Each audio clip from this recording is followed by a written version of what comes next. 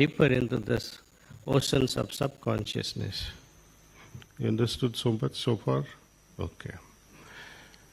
Now, when mind evolves, manas evolves, its function has to evolve.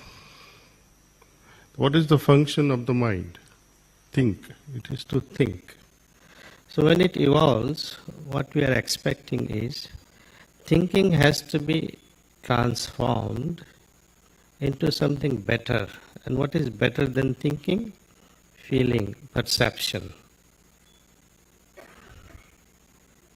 I give you a small example from my life.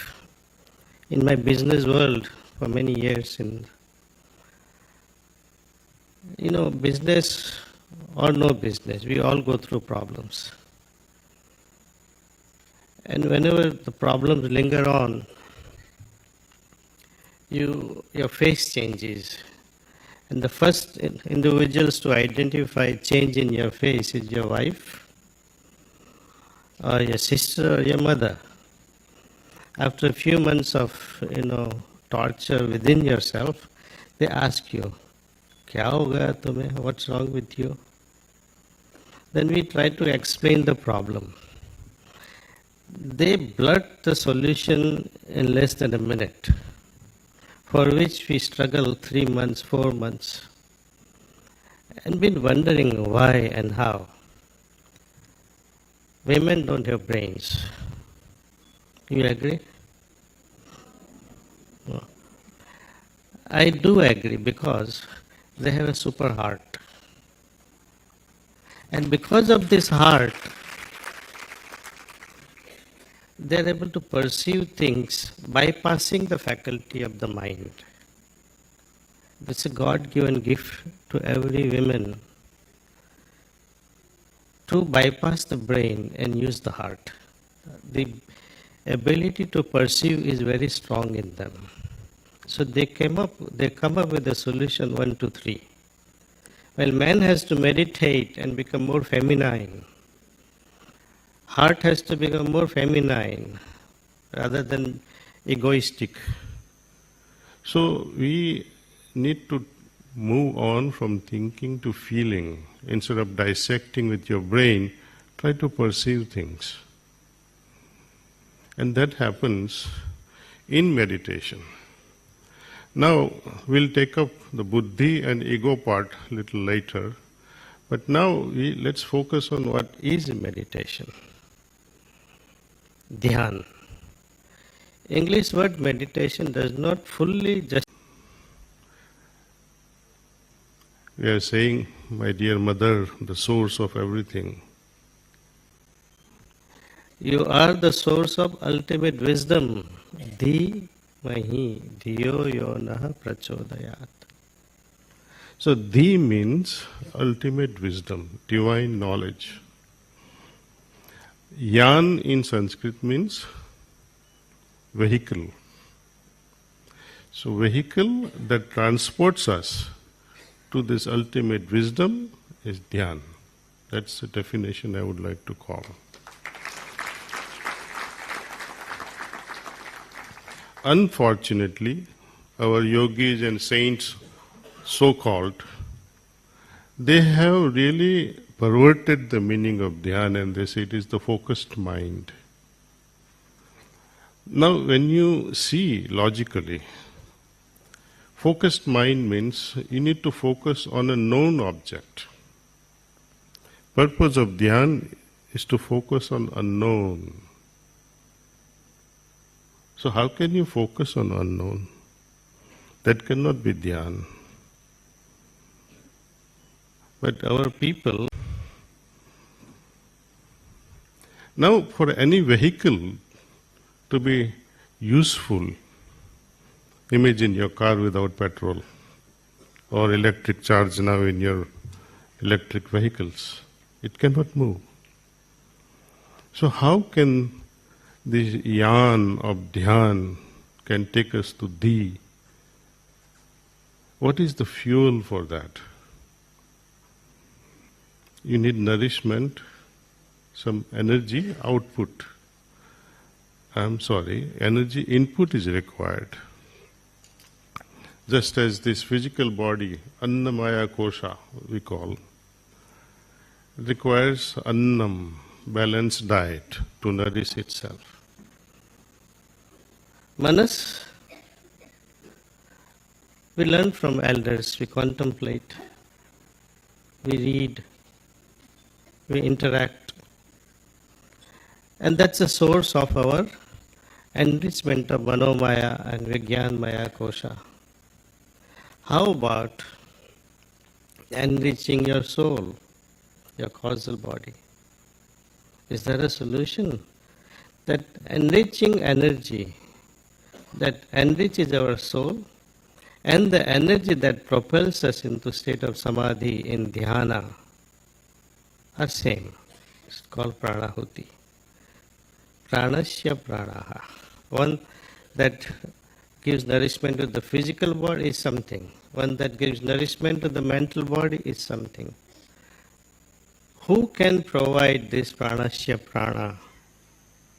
To a seeker who is really sincerely looking for an experience. People talk and talk and talk, meditation karo, jap karo, mantra karo, but mantra and japam will keep you focused only on one thing. When you meditate even on the form of Lord Shiva, your mind is focused based on the imagination of the artists that has made the statue.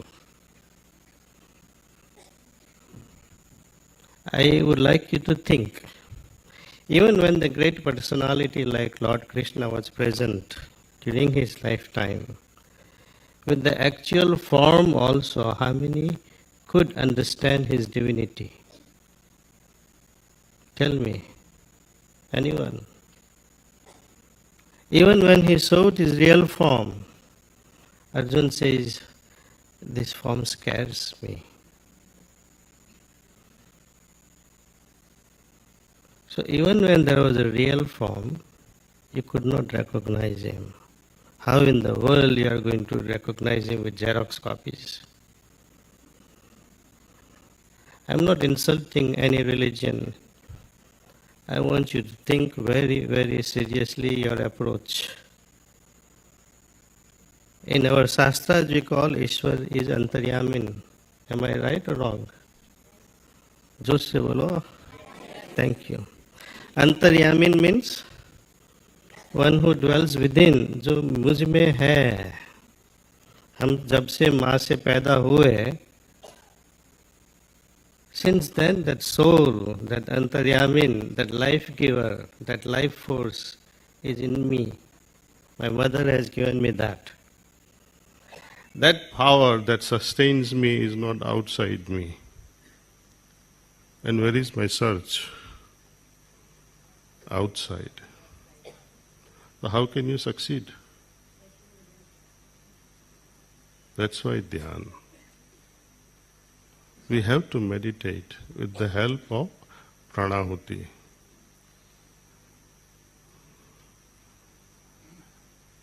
The auspices under which we are gathered here, pyramid meditation. The founder of that was one of the disciples of my Guruji. And like many systems, many sishyas, they take up their own path and establish a new channel. Many systems are full of such things. Maybe to expand the mainstream, whatever be the reason. Without pranahuti, you cannot move even an inch in your consciousness. I proclaim this from this stadium today, from this podium. Most people struggle in meditation because they are not able to dive deeper. They are overwhelmed by their own thoughts and their own emotions. It is the pranahuti and pranahuti alone, despite of us, can propel us into a higher level of consciousness. It's a matter to be experienced, not to be talked about. See. My 4 or 5 minutes are over. I can go on and on and on, but I encourage you, practice meditation under pranahuti, and only system that advocates this meditation with pranahuti is Heartfulness. Try it out. Thank you.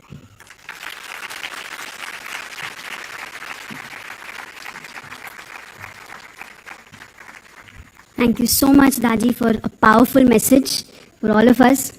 Now I would like to invite our Honorable Vice President, Shri Jagdeep Dhankar ji, to please share his message and inaugurate Global Conference of Meditation Leaders.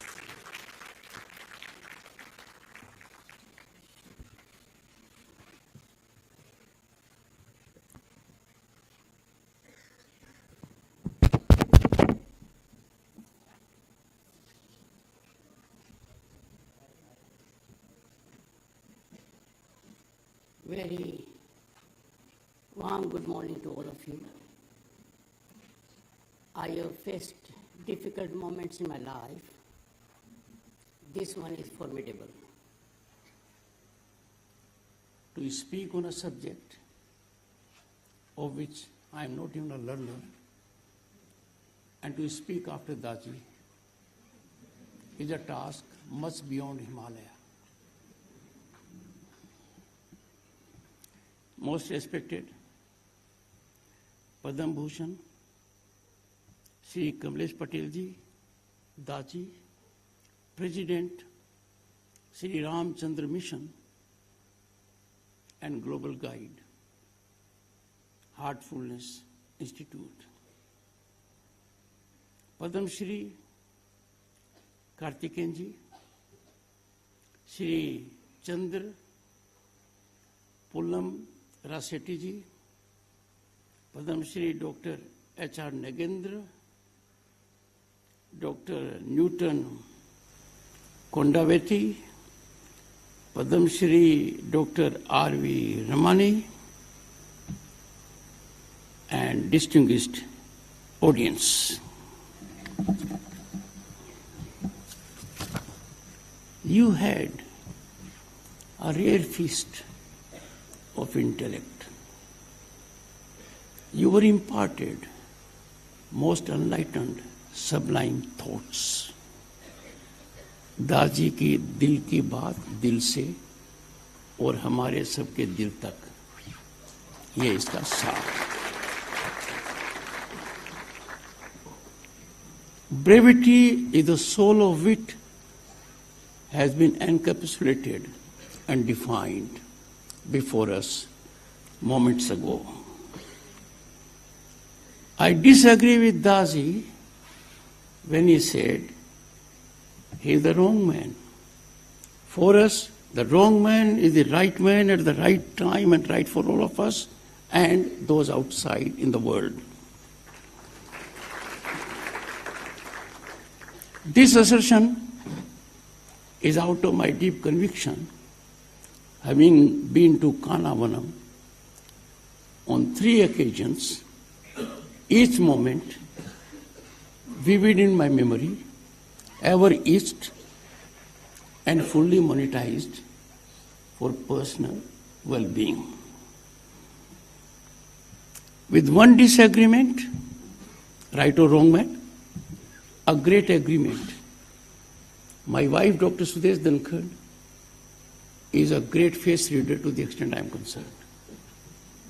So face reading is fundamental. A word of caution from Daji. I have been long saying so. In our country, we accord iconic status on parameters that are baffling, sometimes shocking. इसीलिए जब दाजी ने कहा so-called yogi, so-called great politicians, so-called great doctors, so-called great lawyers, so-called great philanthropists, उनका x ray नहीं होना चाहिए, CT scan नहीं होना चाहिए, उनकी सीधी EMI होनी चाहिए. Very thorough. योगी उद्यमी बन जाए ये भारतीय संस्कृति के लिए चमत्कारिक रहस्य उद्घाटन है। आप हम सब इसको देख रहे हैं। Ladies and gentlemen, it is my profound privilege to inaugurate the second global conference of meditation leaders. The relevance of this gathering resonates as we embody our ancient tradition of Vasudhaiva Kutumbakam. This was globally reflected during G20. The motto was one earth, one family, one future. I'm sure you'll agree, I only reflect the sentiment of the people here, that we are blessed to have Shri Kamlesh D. Patel ji, the third president of Shri Ramchandra Mission amongst us. Daji, the global guide of Heartfulness Institute, exemplifies, as we all have witnessed, meditation's transformative power through action.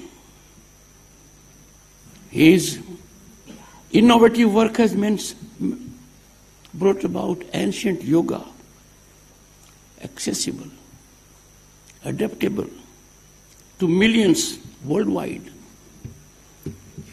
Friends, having known enough about the Institute so far, I can say Heartfulness offers unique, seamless, acceptable, easily understandable meditation with transmission, emotional cleansing, cleaning, and prayerful connection. I agree with Daji. When you meditate, you wrestle with yourself. Your thoughts cross your mind. You lack concentration. Transgressions keep on coming. But once you focus, you get enlightened. Heartfulness promotes heart-centered living guided by a master, balancing spiritual and material life. People are in conflict at cross-section. Have I to give up materialism to get spiritual? No. It generates sync. It synergizes the two. As a matter of fact, one complements the other. This scientific, experimental approach welcomes all backgrounds, emphasizing service and community at Kana Shantivanam, a global center of huge dimensions, where I had the occasion to address congregation of hundreds of thousands of people present under one roof, and had a meditation center with participation of all.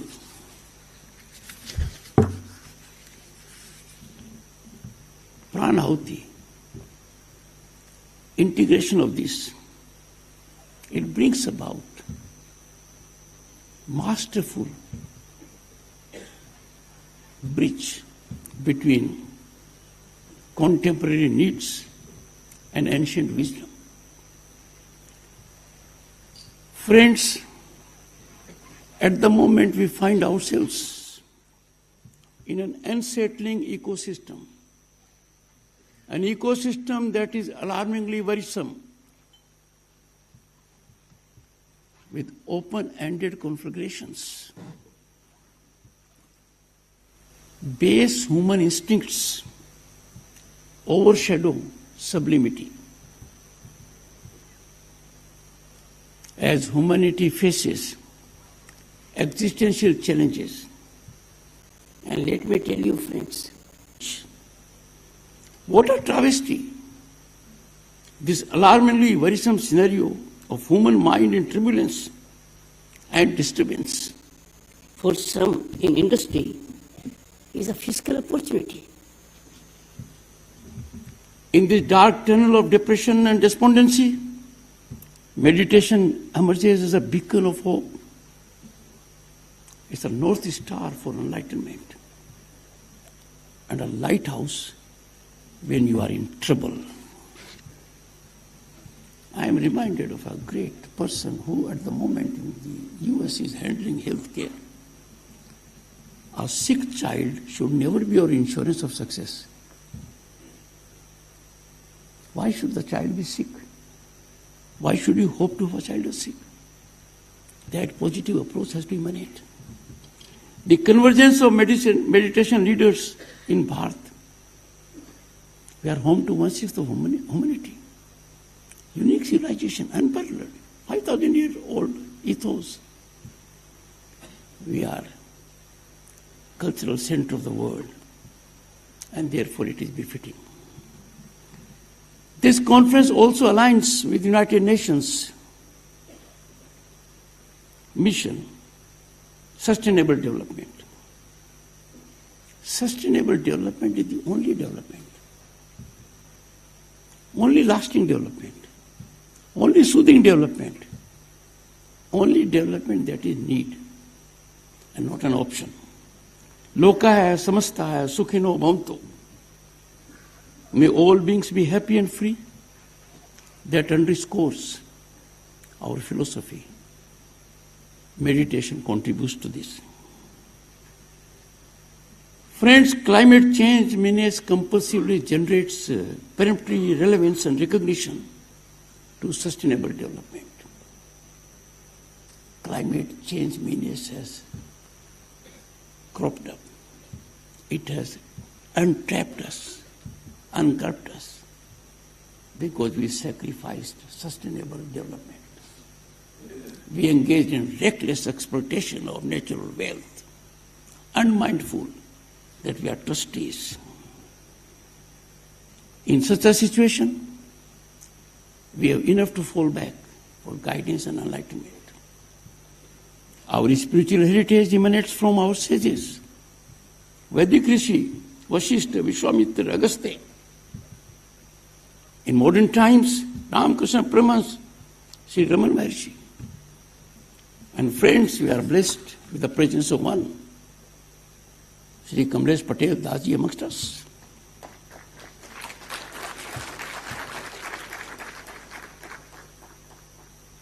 उनकी तपस्या हिमालय से कन्याकुमारी तक, कानावरम के अंदर, gives us energy. Did you focus on communication today? He connected, not through your mind, not through your heart. He connected to your soul.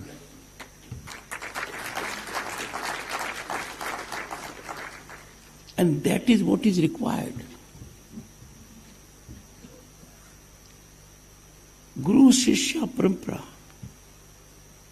is at the base of meditation because you learn early. Credit goes to our founding fathers of the Constitution कि उन्होंने संविधान में जो चित्र रखे उसमें प्राथमिकता दी गुरुकुल को. शिक्षा सही है तो रास्ता भी सही निकलेगा.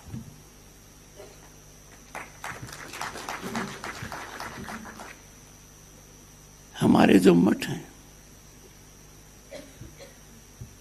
एस्टैब्लिश किए गए आदि शंकराचार्य, मुझे सौभाग्य मिला है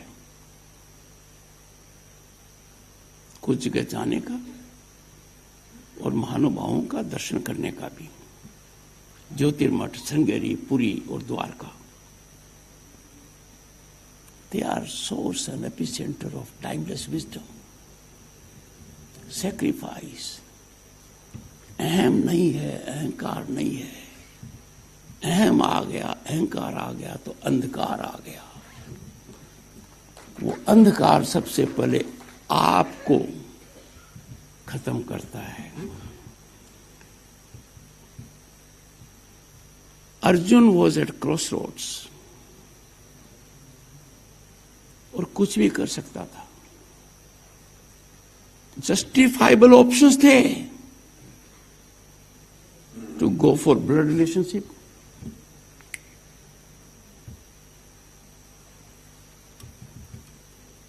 to go for friendship,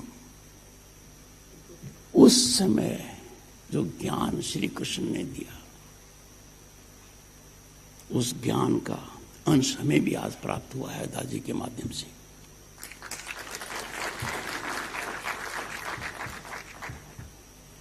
because Bharat 5000 साल की संस्कृति, कितनी बड़ी विरासत है, दुनिया में कोई दूसरा उदाहरण नहीं है, आज खतरे महसूस कर रही है।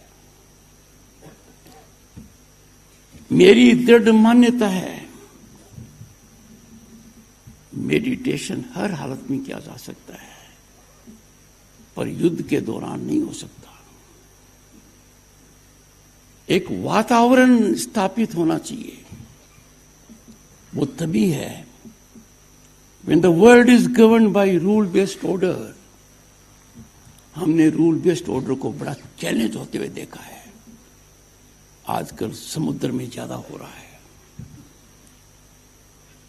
हिंदुस्तान के सामने जो चुनौतियां हैं वो भयावह हैं, वो हमारे मन को भयभीत करती हैं। लेट मी इंडिकेट डिस्टिंग्विश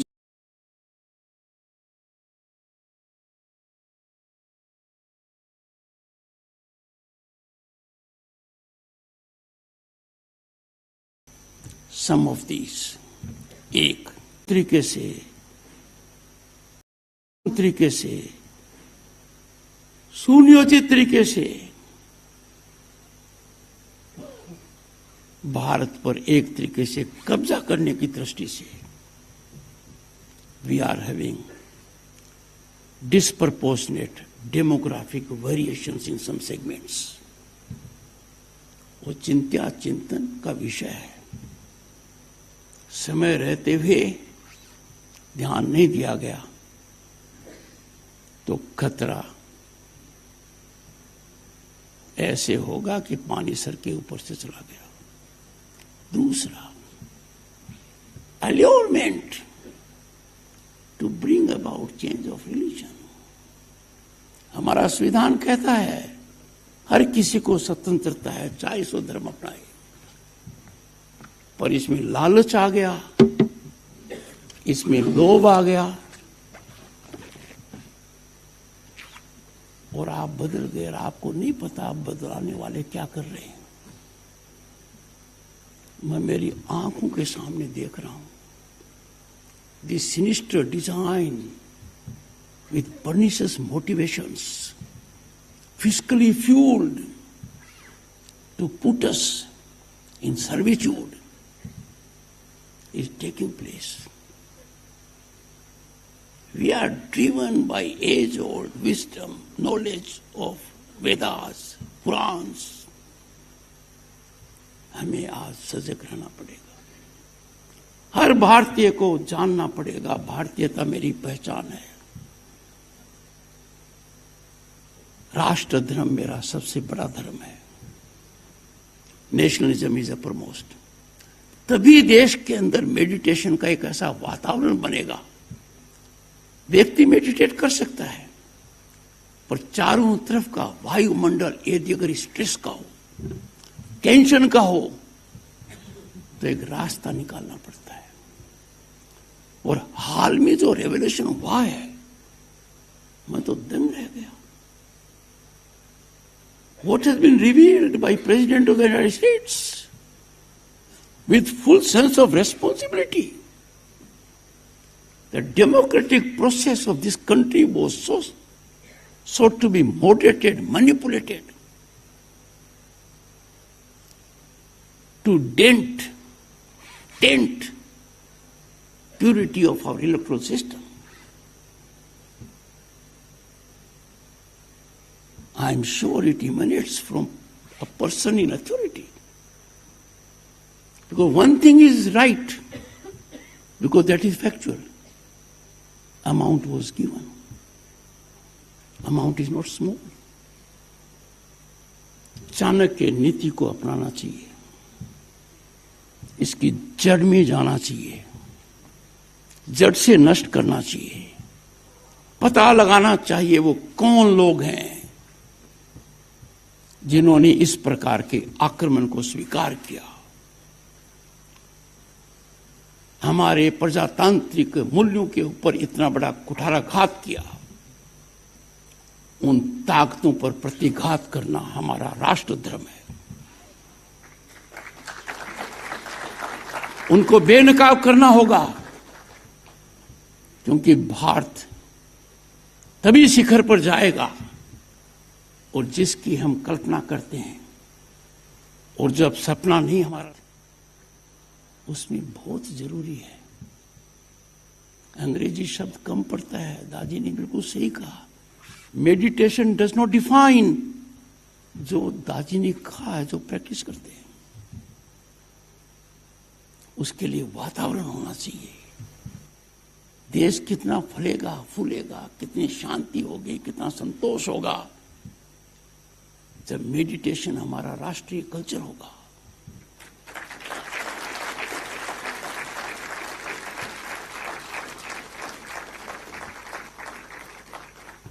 जमाना था विक्रमशिला, नालंदा, तक्षशिला, 1200 साल पहले तो थे ही। क्या बर्बरता हुई, क्या क्रूरता हुई, और look at the extremity, enormity of barbarity, destroyed our places of culture and superimposed theirs. We are fortunate to be living in governance for last 10 years or so. We are reclaiming our lost glory. आम आदमी आज के दिन सुकून महसूस कर रहा है। I am saying so because मैंने देखा है, कल्पना नहीं की थी कि हर घर में शौचालय हो, हर घर में बिजली कनेक्शन हो, हर घर में गैस कनेक्शन हो, हर घर में इंटरनेट कनेक्शन हो, हर घर में पाइप वाटर आने की संभावना हो रही है, पास में सड़क है, स्वास्थ्य केंद्र नजदीक है, स्कूल नजदीक है, कहीं भी आवागमन की बात है तो अच्छी रेल व्यवस्था है। फिर भी कुछ लोग पता नहीं क्यों कुछ न कुछ गलतियां निकालने में लगे हुए हैं। कमियां रहेंगी, हर सिस्टम में रहेंगी, तभी तो समाज आगे बढ़ेगा। मैं ये कह सकता हूं, आपका समय ज्यादा नहीं लेते हुए, कि इसको कम मत आंकिए। Meditation, to put it plainly, is not an abstract idea. Meditation is implementable. Meditation is food for your soul. Meditation helps you head towards self-realization. Meditation helps you know the other person. जिसको अनंतवाद कहते हैं, जो हमारी सांस्कृतिक विरासत का एक अभिन्न अंग है, हम किसी की बात सुनना ही नहीं चाहते। मैंने कह दिया, वो अंतिम वाक्य है, मैं ही सही हूं, ये अहम खतरनाक है। प्रजातांत्रिक मूल्यों का सर्जन तभी होगा जब अभिव्यक्ति होगी, वाद विवाद होगा, विचार विमर्श होगा, अनंतवाद होगा। और ये ऐसी व्यवस्था नहीं है कि हमने फर्स्ट डिवीजन ले लिया, ये तो 100% ही सारगत हो गई है। I hope my honourable member of parliament Mahua agrees. She is a very distinguished member of parliament and one of the very creative ones. जितना ये होमवर्क कर कर आती है, मुझे लगता है ये मेडिटेशन जरूर करती है।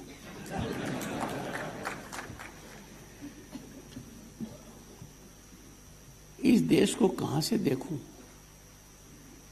देखता ही रह जाऊंगा, कहीं और देखने की आवश्यकता ही नहीं है। अजंता की केव से लेकर कैलाश पर्वत की पीक देख लो, गंगा बैंक से रामेश्वर तक पहुंच जाओ, बीच में कान्हा चले जाओ, एकदम ठीक हो जाएगा।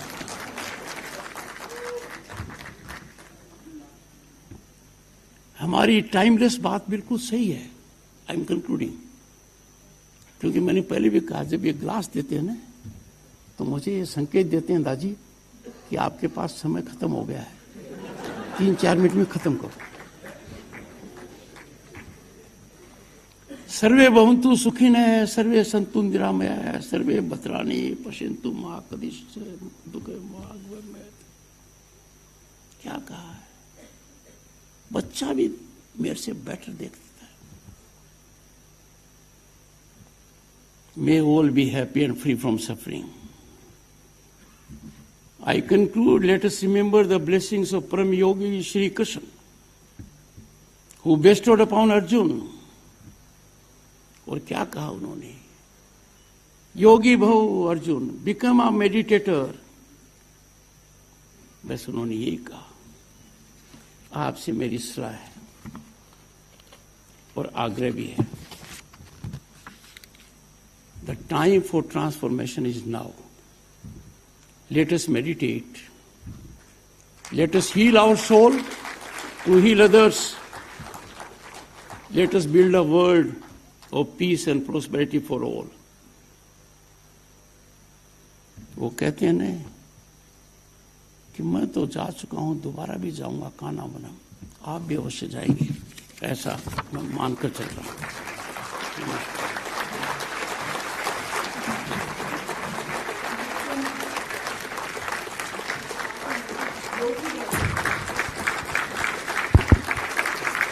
Let us all stand up for the national anthem.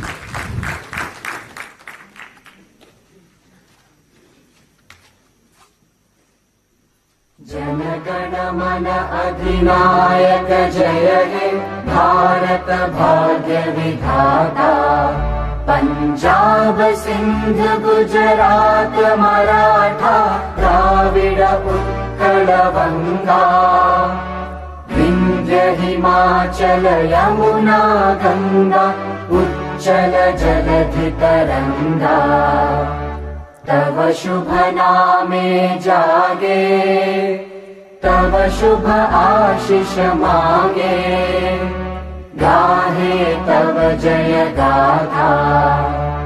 Jana Gana मंगलदायक जय हे भारत भाग्य विधाता, जय हे जय हे जय हे, जय जय जय जय हे।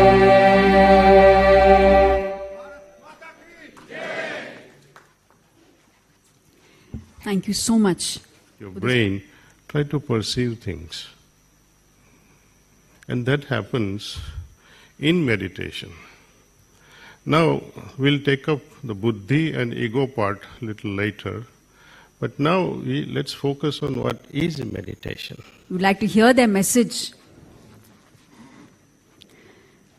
Padma Shri Dr. H.R. Nagendra ji, founder and chancellor of S. Vyasa University. Dr. Nagendra has been a pioneer in integrating yoga and meditation into academic curricula, promoting holistic education and research. I would request to please, sir, your message.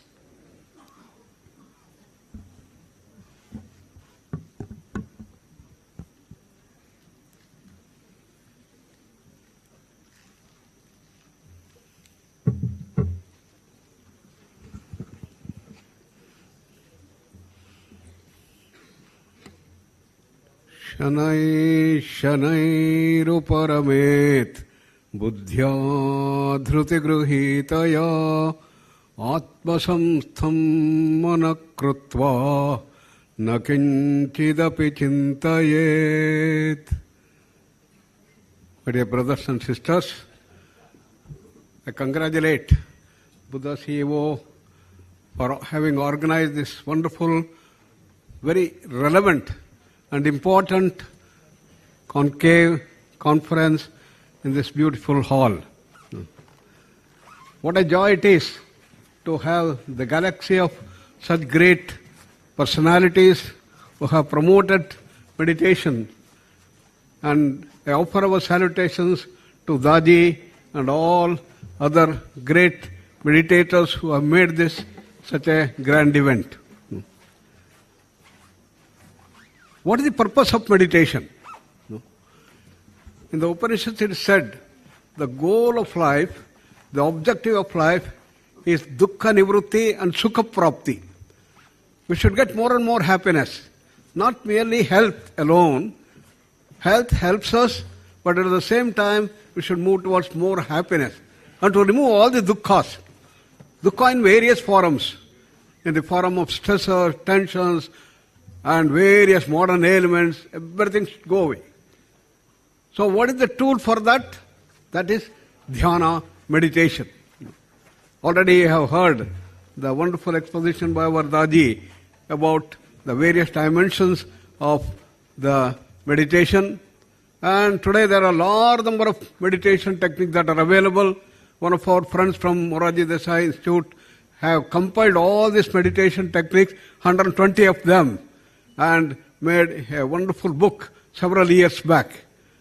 So people have been developing newer and newer techniques of meditation, but there are also the standardized meditation techniques that are available.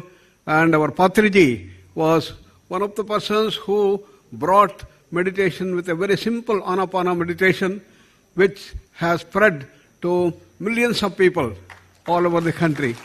I congratulate Patriji and his entire team for making this possible. Similarly, I don't have to talk about Daji, who has brought this to not millions, maybe crores of people throughout the world. And we are so delighted to have him also talk about these things in this conference. So I bring greetings to all of you from S. Vyasa Yoga University, in which we are trying to build the scientific dimensions related to meditation. Maharishi Mahesh Yogi brought the various dimensions of scientific aspects of meditation with nearly 400 to 500 research papers, which was published in coordination with Harvard University. He showed what happens at all levels, at the body level, at the prana level, mind level, emotional level, and how IQ, emotions, efficiency can all grow continuously through meditation. And you are going to hear the research dimensions from various wonderful researchers who are going to present in this conference. Our Dr. Manjunath Sharma and many others are going to present various dimensions of research, how meditation brings this, and what is the way forward, and where we have to go further. Patanjali has given the direction that from dhyana you have to go to samadhi, the eighth limb of this thing, and in which there is a quantum jump in consciousness to expand the dimensions of happiness from our normal level to much higher levels, in which there is also going to be extrasensory perceptions and several other things that develop. And we have such wonderful people who have joined here for this conference. We have Vergji and many others who have been able to bring newer dimensions into existence. And we are going to get the exposition of these things in this conference, which we are going to hear and enjoy. With that, once again, I bring greetings to all of you from S. Vyasa University and invite you to come to our Prashanthi Kuteram campus, where we have set up the best of the research labs in which we can measure all aspects that are in the body level, at the brain level, and sleep level, and including prana, mind, emotion levels, and bring these dimensions to people at large. Namaskar, Dhanyavad. Thank you so much, sir, for such a wonderful message. And I would like to invite Padma Shri Dr. R.V. Ramaniji, founder and managing trustee of Shankara Eye Foundation. His philanthropic efforts have brought vision and hope to millions, and he continues to inspire with his commitment to service. Your message, sir.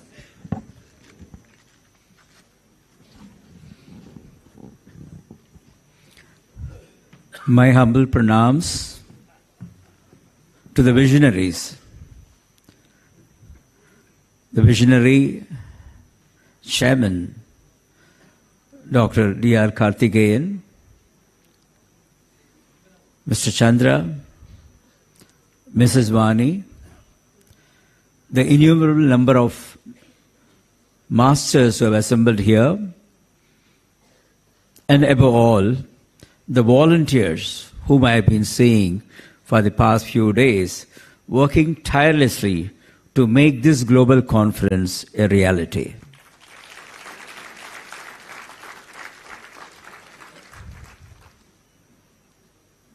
The second global conference of meditation experts, which is being done over here, it's out of the passion and perseverance of one single individual. One who is convinced about the benefits of meditation, what it can do to an individual, to the society, to the nation, and to the world. It gives me immense pleasure to convey my best wishes to the entire team of organizers who have made this happen. I'm sure the next 4 days are going to be interesting exchange. And as Dr. Nagendra mentioned, a lot of research papers are going to come out in these 2-3 days of deliberations. My hearty congratulations once again, and we are looking forward to enrich ourselves, elevate ourselves during this conference. Thank you. Jai Hind.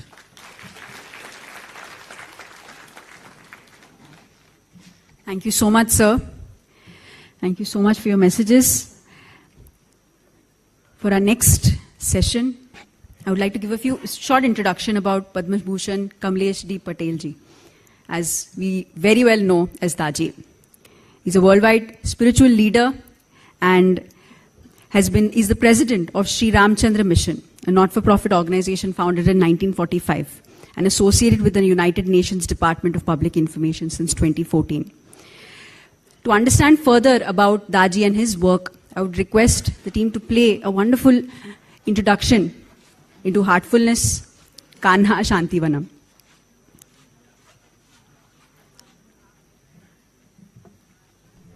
Heartfulness Guide is leading a worldwide movement to make free meditation training available to all. With the help of 16,000 volunteer trainers and over 10 million practitioners in 160 countries, Daji has transformed many lives. In his books and talks, he shares deep insights into successfully integrating one's spiritual and material life.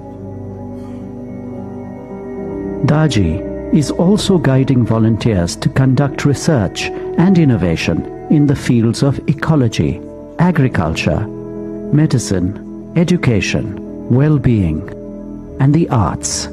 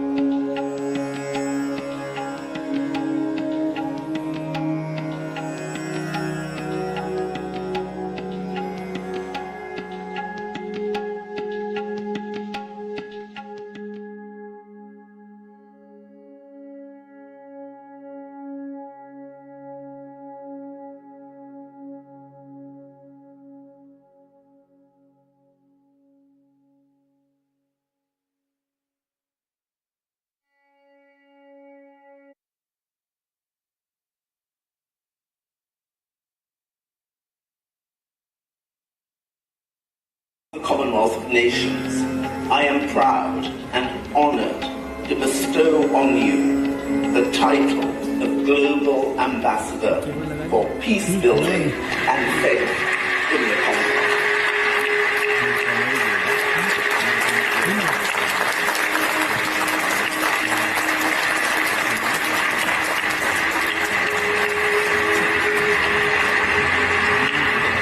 भाई कमलेश जी, जो हम सब पूज्य दाजी के रूप में ही जानते हैं,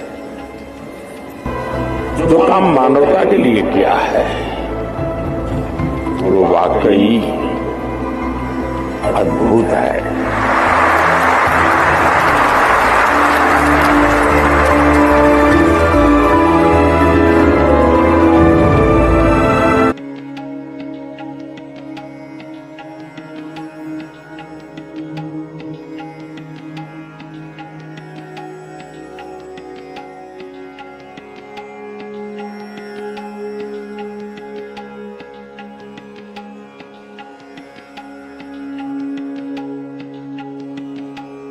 Spiritual sciences, empowering individuals to explore deeper dimensions of consciousness. Please share a few words.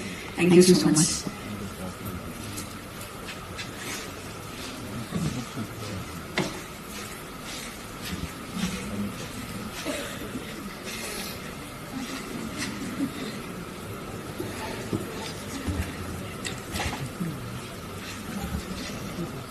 Pranams, Shubhodai. And lots of appreciation to Buddha CEO Foundation for organizing this amazing global conference for leaders, meditation leaders. And it is such an event which is the dream of Brahmarshi Pitamaha Patriji to make this meditation global. And we need such conferences. This is the need of the hour. We experienced on planet Earth, endemics, epidemics, pandemics also. Now, meditation is a pandemic. It is like a virus, very contagious. It is welcomed. It is very welcomed. And I have deep respects to all the global meditation leaders here and all of you who are sitting here. And Brahmarshi Pitamaha Patriji, what I personally experienced this grandest master, he is the very essence of all the Vedas and Upanishads. Whatever the ancient wisdom of Bharat Desh, he has actually distilled it. India is the pioneering spiritual country. There is an undercurrent, river of wisdom, always. But we need a master who actually can make it available, accessible to the lay people, to the common people, to everyone. So, what was achieved by Brahmarshi Pitamaha Patriji, it is remarkable. Nook and corners of Andhra Pradesh and Telangana, including Bharat Desh, and in many countries across the globe, meditation was popularized. He made it so simplified, breath awareness, watching the breathing process, Anapana Sati meditation. I'm a great fan of this meditation practice because I was immensely benefited from it. So we know in India, in the ancient times, there used to be one spiritual leader one Guru, one Buddha, and many followers. One to many, that was the formula. In the ancient times, it is changed. It is completely transformed by Brahma Shripati Pitama Patriji, because he made it many to many, many Buddhas and many ones to learn this. Not one.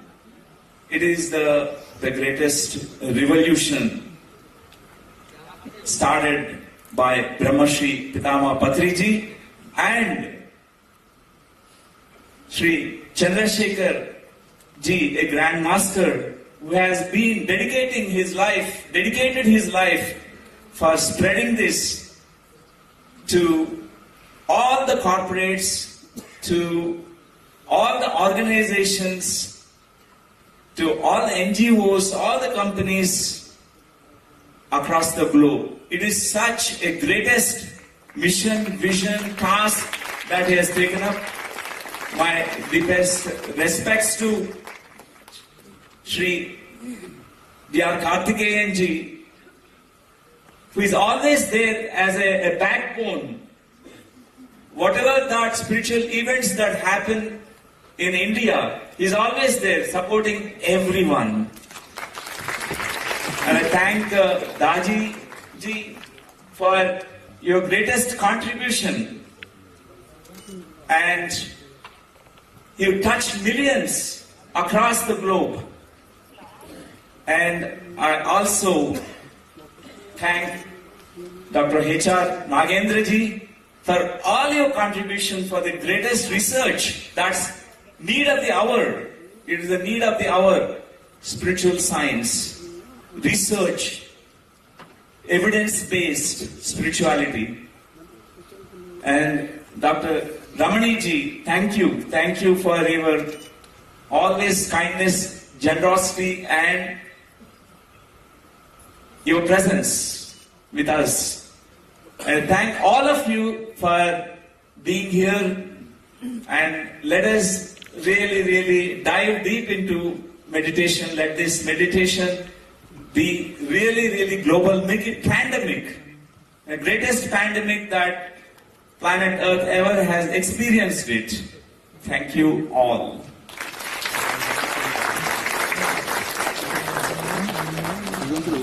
Thank you so much, Dr. Newton. Quantum Life University is one such magnanimous university. Now I would request Daji to take us into deep meditation and share his message, whichever he wants.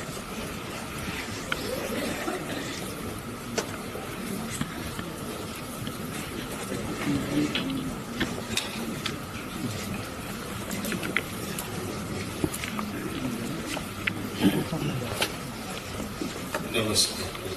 All the lovers of meditation.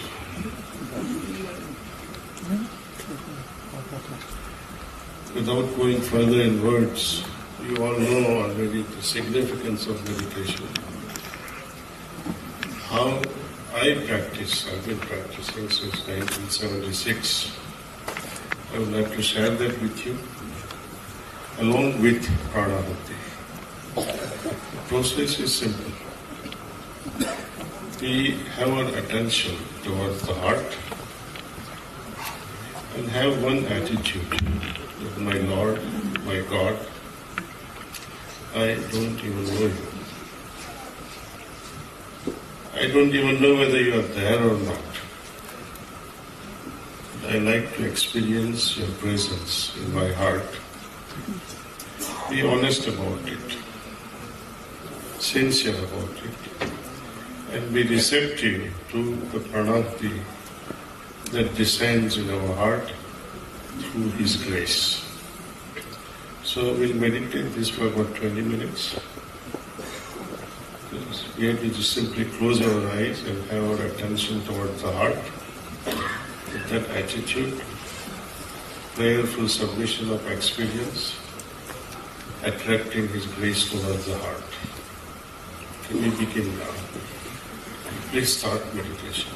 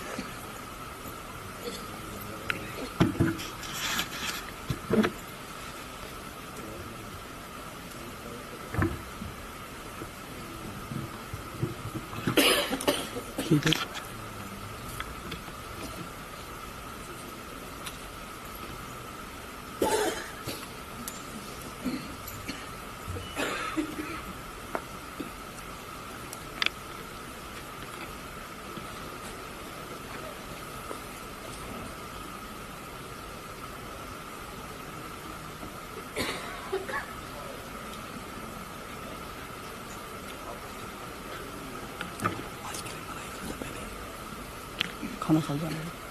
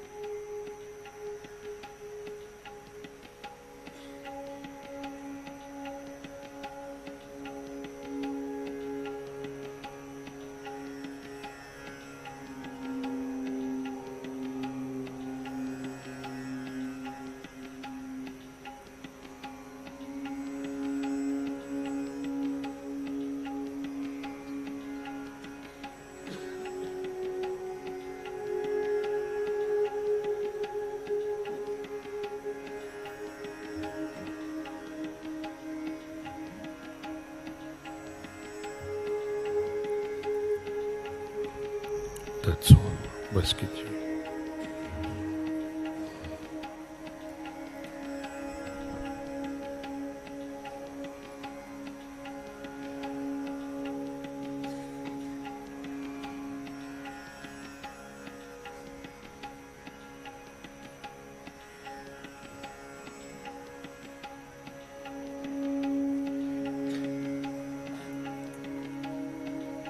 For the consciousness to rise above into super consciousness,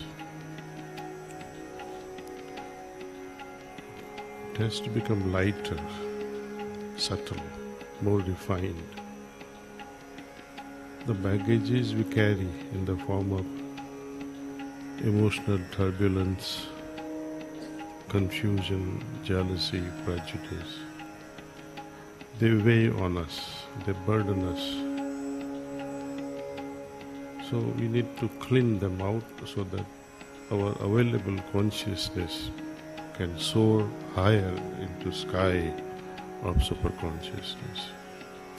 That's why we have a process we call cleaning. Morning we meditate. Evening we use this method of cleaning so that accumulation that we gather during daytime is removed. And just before going to bed, we make peace with the Lord, ask for forgiveness for the wrong committed unknowingly. So this is the gist of the total practice. If any one of you have any question, please feel free to ask. 1 or 2 questions will be fine.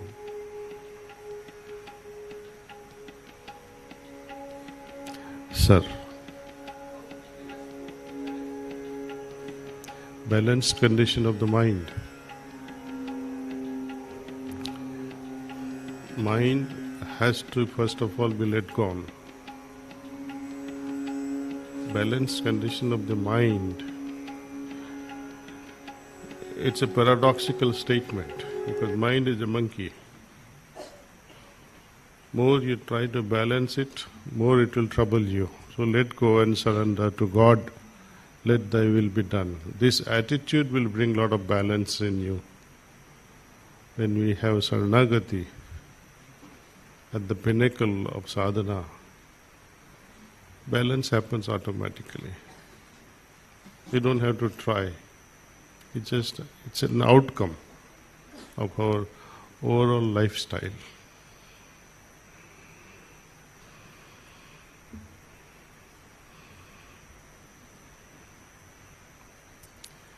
Thank you all. Ji.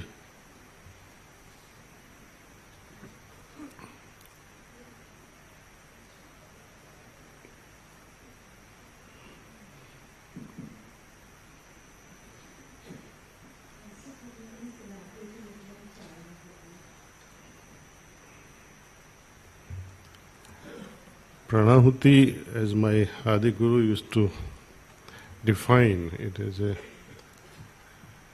forceless force.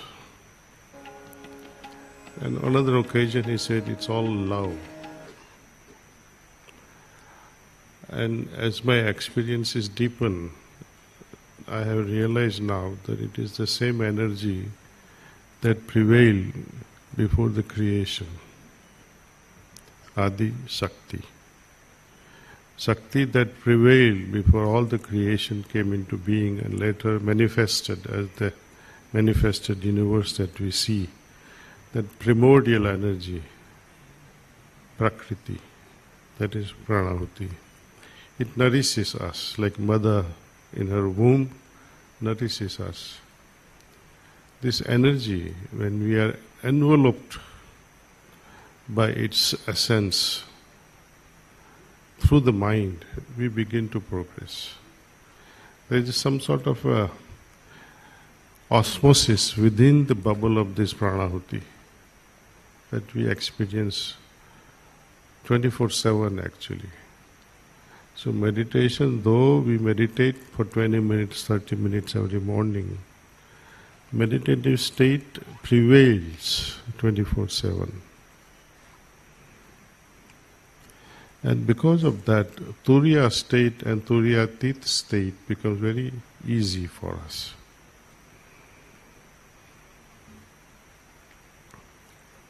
Sir.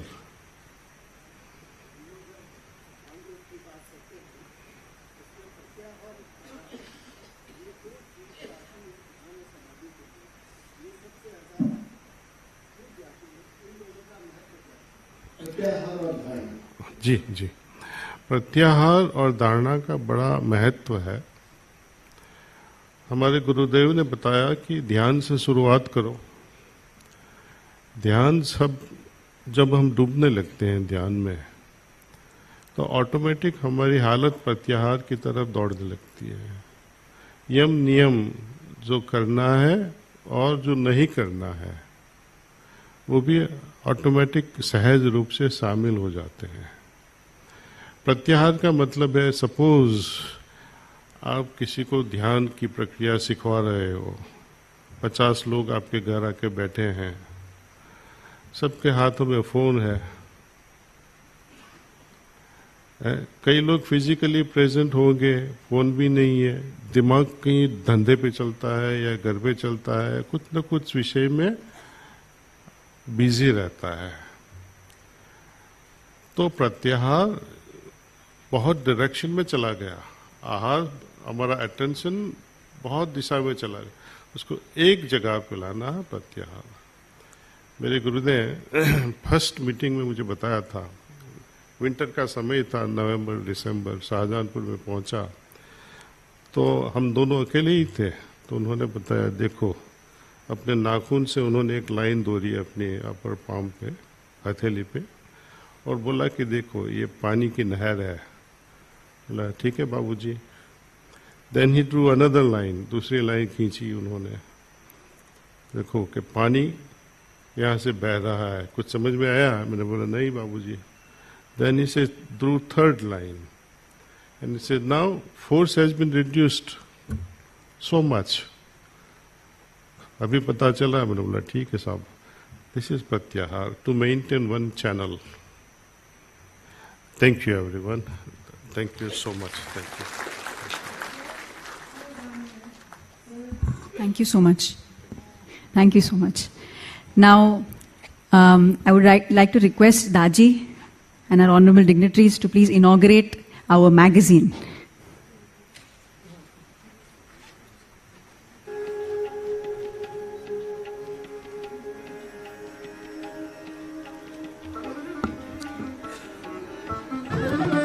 Thank you so much for a powerful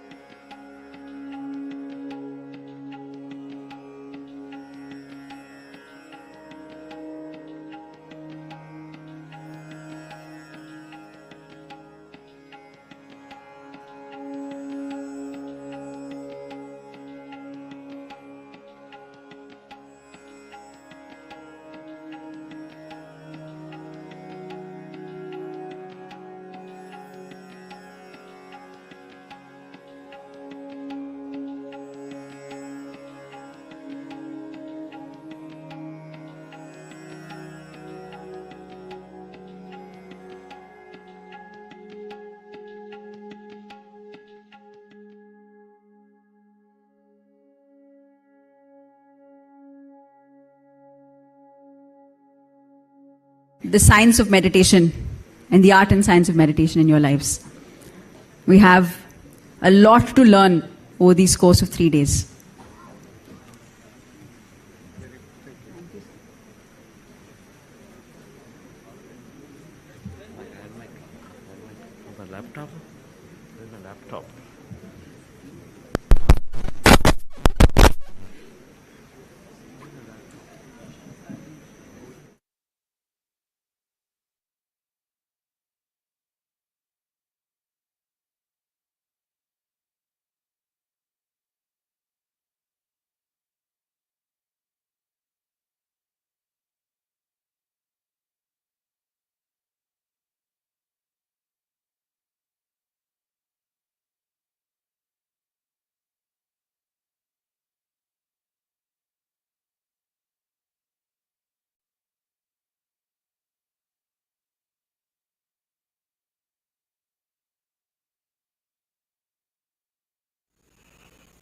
Dhyan.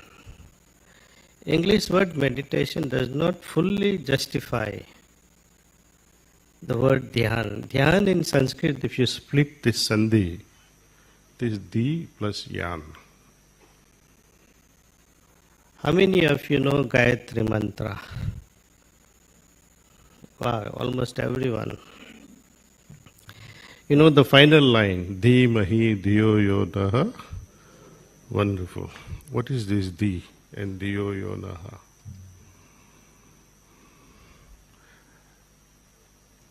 We are saying, my dear mother, the source of everything.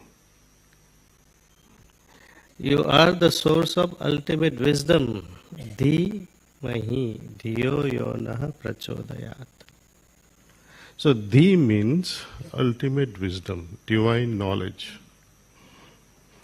Yan in Sanskrit means vehicle. So vehicle that transports us to this ultimate wisdom is Dhyan. That's the definition I would like to call. Unfortunately, our yogis and saints, so-called, they have really perverted the meaning of Dhyan and they say it is the focused mind. Now, when you see logically, focused mind means you need to focus on a known object. Purpose of Dhyan is to focus on your brain, try to perceive things. And that happens in meditation. Now, we'll take up the buddhi and ego part a little later, but now let's focus on what is meditation. Dhyan. English word meditation does not fully justify the word dhyan. Dhyan in Sanskrit, if you split this sandhi, it is di plus yan. How many of you know Gayatri Mantra? Wow, almost everyone. You know the final line, Di Mahi Diyo Yonaha. Wonderful. What is this Di and Diyo Yonaha?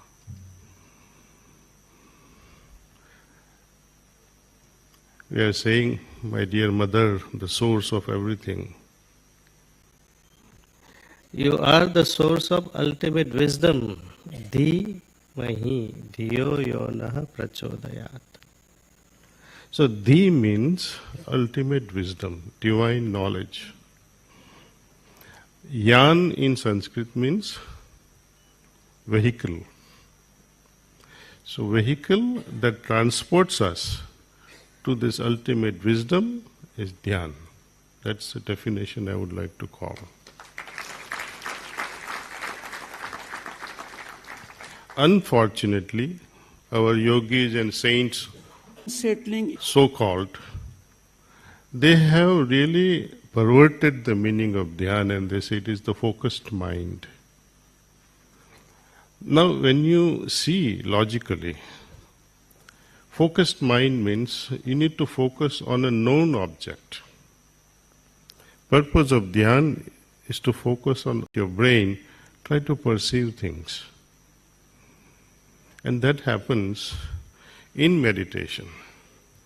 Now, we'll take up the buddhi and ego part a little later, but now let's focus on what is meditation. Dhyan. English word meditation does not fully justify the word dhyan. Dhyan in Sanskrit, if you split this sandhi, it is di plus yan. How many of you know Gayatri Mantra? Wow, almost everyone. You know the final line, Di Mahi Diyo Yonaha. Wonderful. What is this Di and Diyo Yonaha?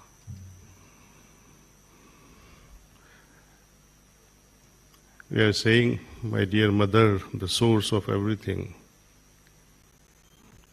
You are the source of ultimate wisdom. Di Mahi Diyo Yonaha Prachodayat. So Dhi means ultimate wisdom, divine knowledge. Yan in Sanskrit means vehicle. So vehicle that transports us to this ultimate wisdom is Dhyan. That's the definition I would like to call.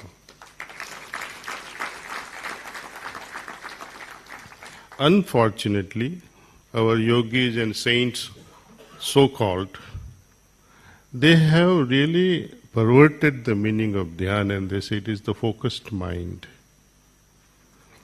Now, when you see logically, focused mind means you need to focus on a known object. Purpose of Dhyan is to focus on your brain, try to perceive things. And that happens in meditation. Now, we'll take up the buddhi and ego part a little later, but now let's focus on what is meditation. Dhyan. English word meditation does not fully justify the word dhyan. Dhyan in Sanskrit, if you split this sandhi, it is di plus yan. How many of you know Gayatri Mantra? Wow, almost everyone. You know the final line, Di Mahi Diyo Yonaha. Wonderful. What is this Di and Diyo Yonaha?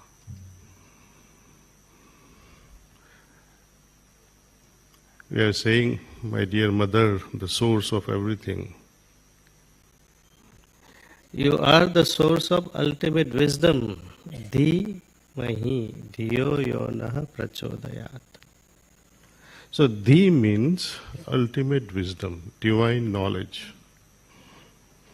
Yan in Sanskrit means vehicle.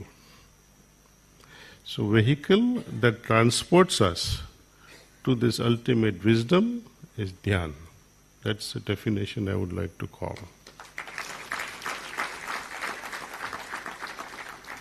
Unfortunately, our yogis and saints, so-called, they have really perverted the meaning of Dhyan and they say it is the focused mind.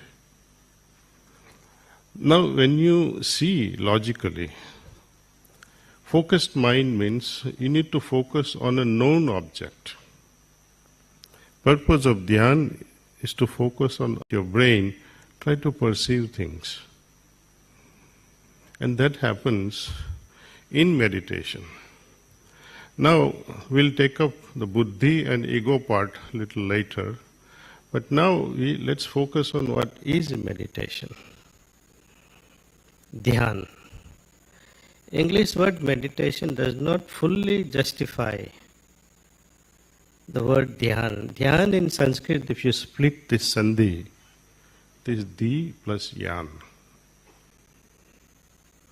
How many of you know Gayatri Mantra? Wow, almost everyone. You know the final line, Di Mahi Diyo Yonaha. Wonderful. What is this Di and Diyo Yonaha?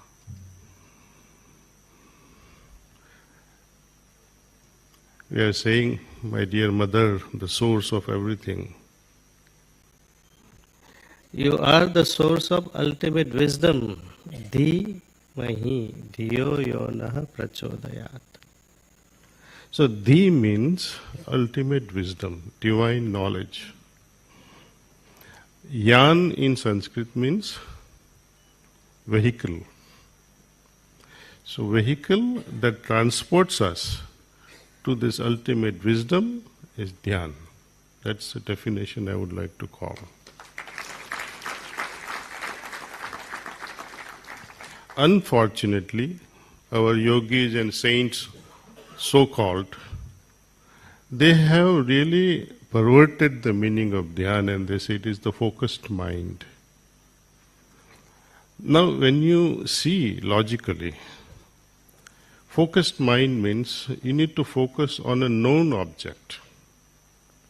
Purpose of Dhyan is to focus on your brain, try to perceive things. And that happens in meditation. Now, we'll take up the buddhi and ego part a little later, but now let's focus on what is meditation. Dhyan. English word meditation does not fully justify the word dhyan. Dhyan in Sanskrit, if you split this sandhi, it is di plus yan. How many of you know Gayatri Mantra? Wow, almost everyone. You know the final line, Di Mahi Diyo Yonaha. Wonderful. What is this Di and Diyo Yonaha?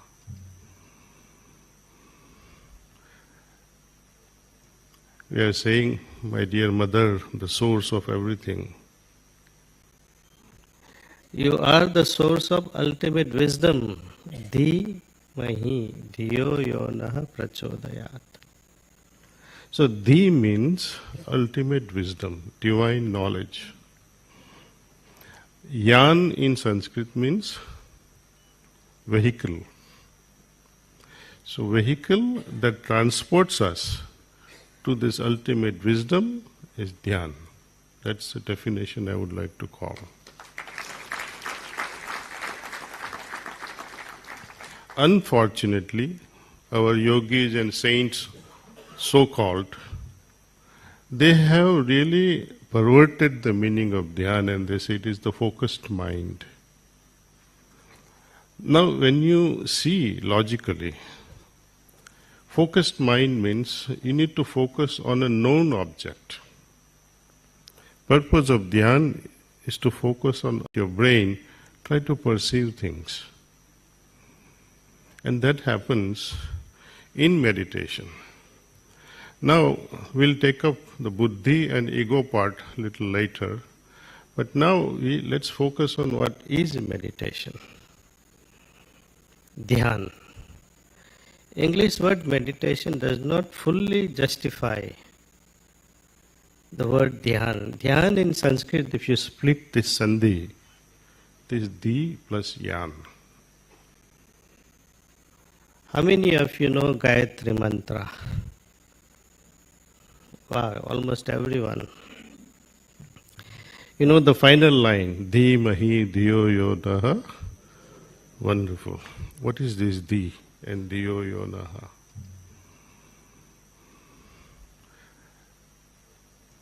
We are saying, my dear mother, the source of everything. You are the source of ultimate wisdom. Di Mahi Diyo Yonaha Prachodayat. So Di means ultimate wisdom, divine knowledge. Yan in Sanskrit means vehicle. So vehicle that transports us to this ultimate wisdom is Dhyan. That's the definition I would like to call. You are the source of ultimate wisdom. Di Mahi Diyo Yonaha Prachodayat. So Di means ultimate wisdom, divine knowledge. Yan in Sanskrit means vehicle. So vehicle that transports us to this ultimate wisdom is Dhyan. That's the definition I would like to call. Unfortunately, our yogis and saints, so-called, they have really perverted the meaning of Dhyan and they say it is the focused mind. Now, when you see logically, focused mind means you need to focus on a known object. Purpose of Dhyan is to focus on your brain, try to perceive things. And that happens in meditation. Now, we'll take up the buddhi and ego part a little later, but now let's focus on what is meditation. Dhyan. English word meditation does not fully justify the word dhyan. Dhyan in Sanskrit, if you split this sandhi, it is di plus yan. How many of you know Gayatri Mantra? Wow, almost everyone. You know the final line, Di Mahi Diyo Yonaha. Wonderful. What is this Di and Diyo Yonaha?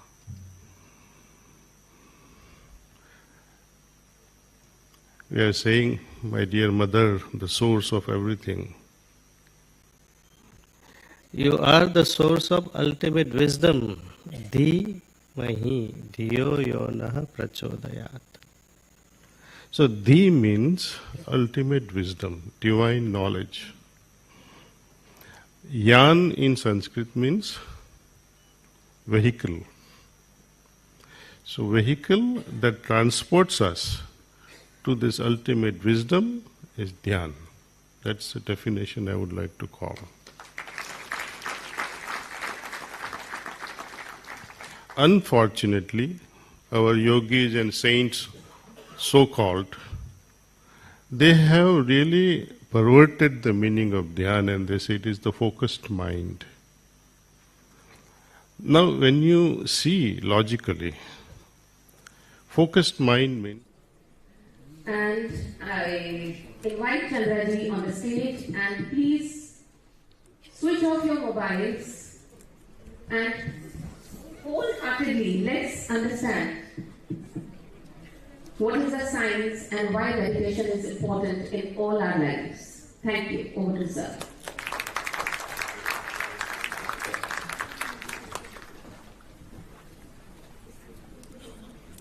Thank you, Vinitaji.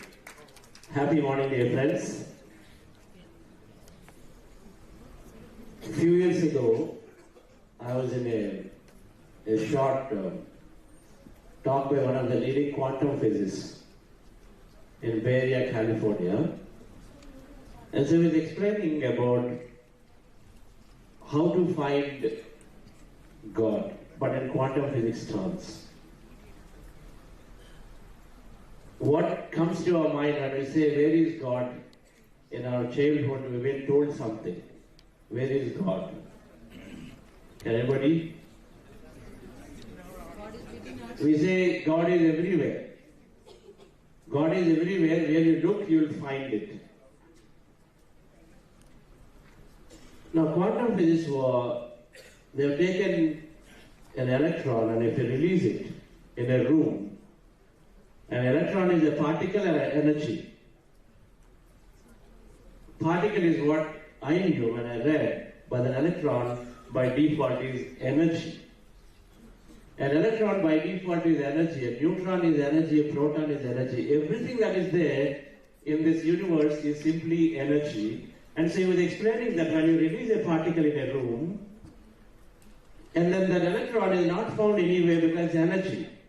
But then when you look for it, it's called observation, double-slit experimentation that the quantum physicists have done. When you look for it, when there is a conscious observer, it becomes matter. It becomes matter. So he was saying that it can be there anywhere because energy, but it shows up when you look for it and say, okay, this is where I would like to see, and then it shows up here. This is where I would like to see, it shows up there.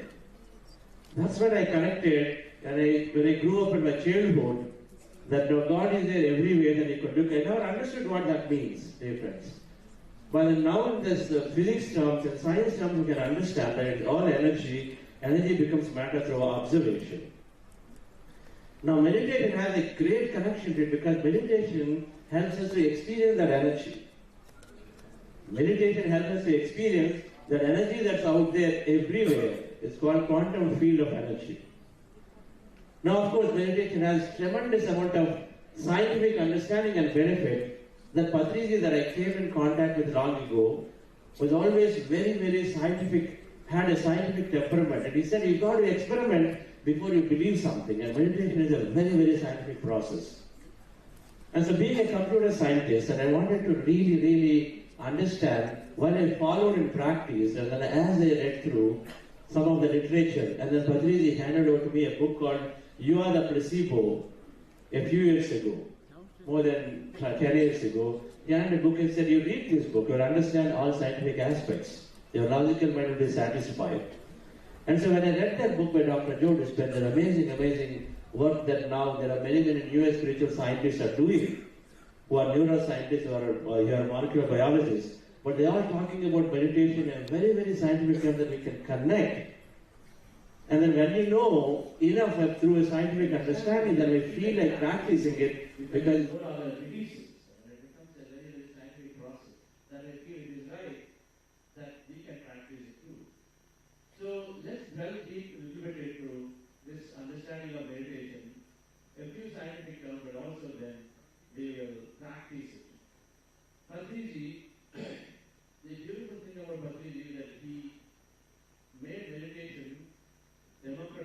put it that way.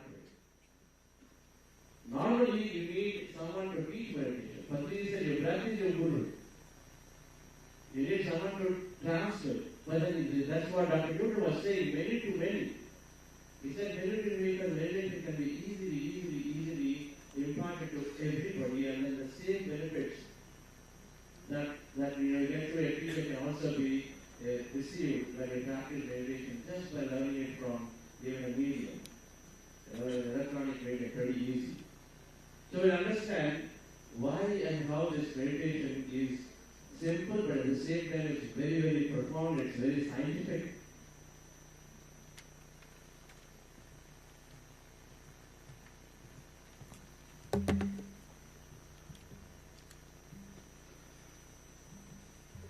We are happy that the United Nations Meditation Day was declared for December 21st.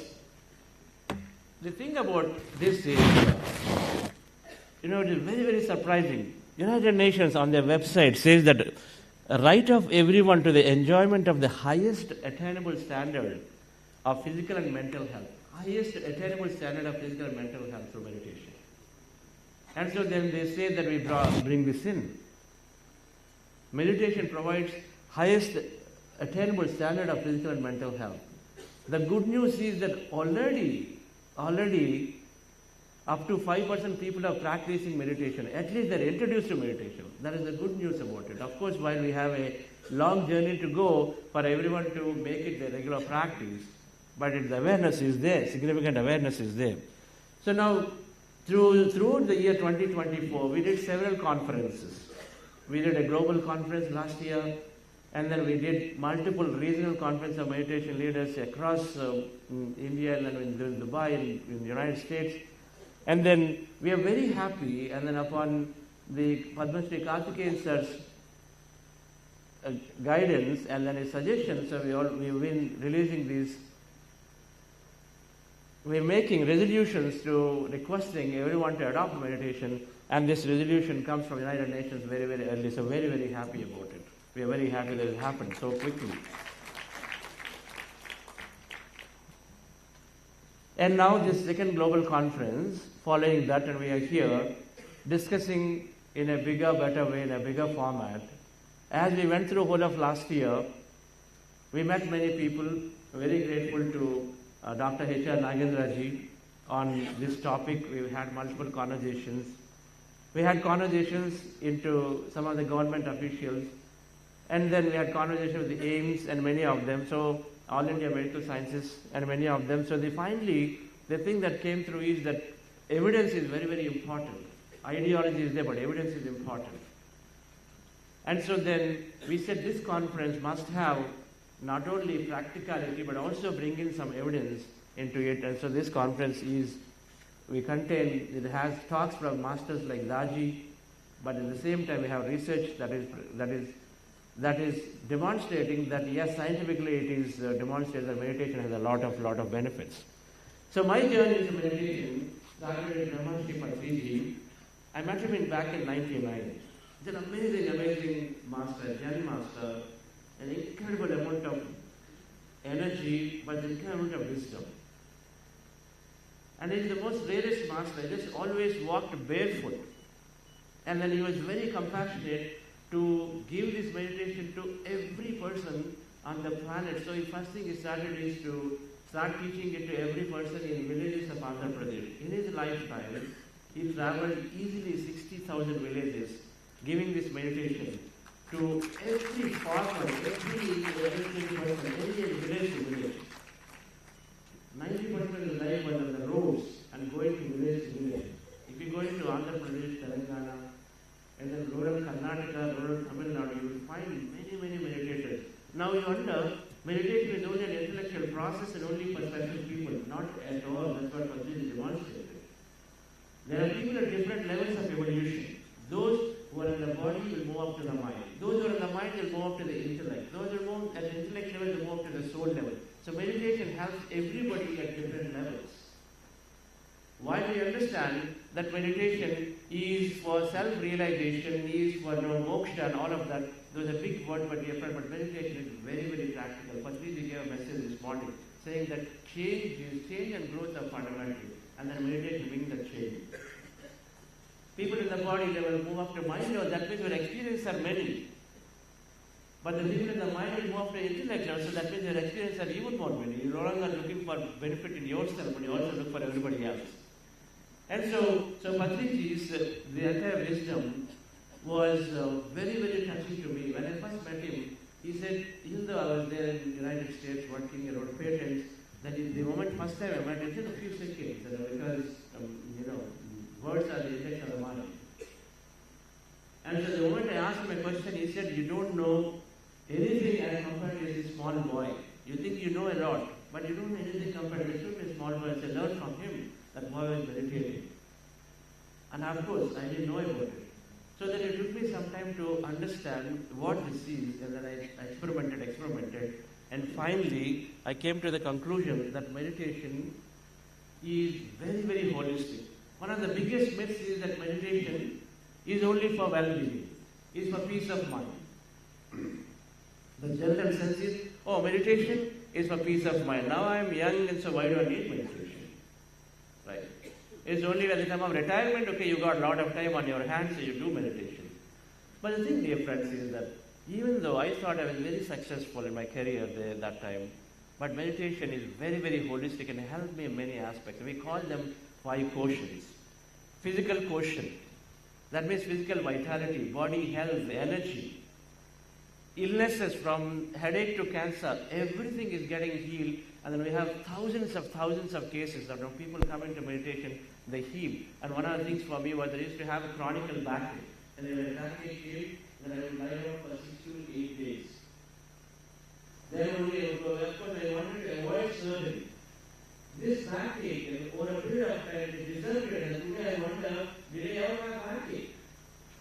And there is another condition I had an ear nostril condition, which was medical expert nurses told there is no cure for it, it's a lifelong condition because your nasal decongestion does not happen properly, and so every time I took a flight, my ears would get blocked and they would get unblocked when it comes down. And so they said you take these tablets and the nasal space and decongestion, ear lifelong. But tell you what, when the patient surfaced, 4 months after I practiced meditation, that condition disappeared. It disappeared automatically.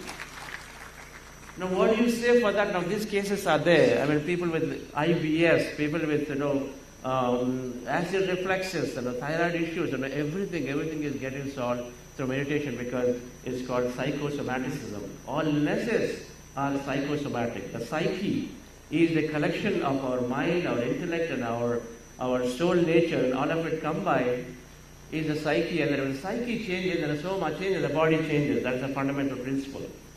It has to be practiced and experienced. And then meditation increases tremendous amount of intelligence, IQ. There is so much of research now, and then some of the slides will show. But then IQ increases, so that means we become growth-minded. Fixed mind, I can't learn, become growth-minded. Meditation is, emotional intelligence is tremendously increased. For everyone, emotional intelligence is tremendously increased. And so then EQ means that we connect better with people. Then another important dimension that many people do not know is the growth aspect that Patri is talking about, that meditation is helping to people manifest. Very, very popular in our program is that everyone has experience, they want to seek experiences. So manifestation increases the power of our mind and power of our inner power. And meditation increases those of both of them, so whatever you think, you attract. The concept that when I came into meditation is that our thoughts create things, thoughts attract experience into your life. I never believed it. I was having people who are not really cooperating with me at my workplace, and then bosses are biased. Then relatives would say something or other. I always thought it was because of them this disturbance is there. But then later I realized when meditation changed my mindset, I recognized that it is through our thought we change the environment. How many people experience that? Through your thought you change the environment. That's great. Thoughts fundamentally create reality. Ya mati sa gatir bhave. Means that as is your buddhi, that is your collection of thought and feeling, or your personality that drives your personal reality or outer experiences is fundamentally that MQ quotient or manifestation quotient we call it. With manifestation quotient, people move away from scarcity to a new consciousness called abundance. That means everything is possible. Everything is possible. Now there is sufficient amount of quantum physics theories are there to support it, experiment, but most importantly we must practice to know it. Right. And then last thing they friends, but the least is SQ. I say meditation holistic because it is healing all 5 bodies. Now these can be mapped to the Panchakoshas. It's not only physical body. Dr. H.R. Nagendra is talking about, in many dimensions meditation is helping. But most important, there are many of us, we achieve many things, and then, money is there, maybe, the good family is there, positions are there, everything is done, but the life is somewhere, something is missing. You say, where am I going? Socrates said, an unexamined life is not worth living. And so then this question will come to each and every one of us at some point. And so then, what is my purpose? Okay, is it all about producing kids and then having positions and then getting something and then retire? Is that where the life is? Something more. And that purpose is fundamentally understood. It's called spiritual quotient. So every moment is deeply satisfying. That's what meditation did to me personally. And I wrote down to Dr. R.V. Ramani, he is our mentor, and then great inspiration to us in what he has been doing, his purpose. He came out as a medical doctor and then been doing Shankarai Foundation. Amazing. If you go to their Shankarai Foundation, they're not hospitals, they are like temples. That energy is there. That's how they know the entire staff works. And so amazing. So thank you, sir.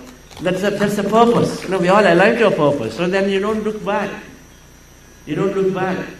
And so, dear friends, meditation is more holistic. It is not just physical body or just a peace of mind and wellness. Everything is there through meditation.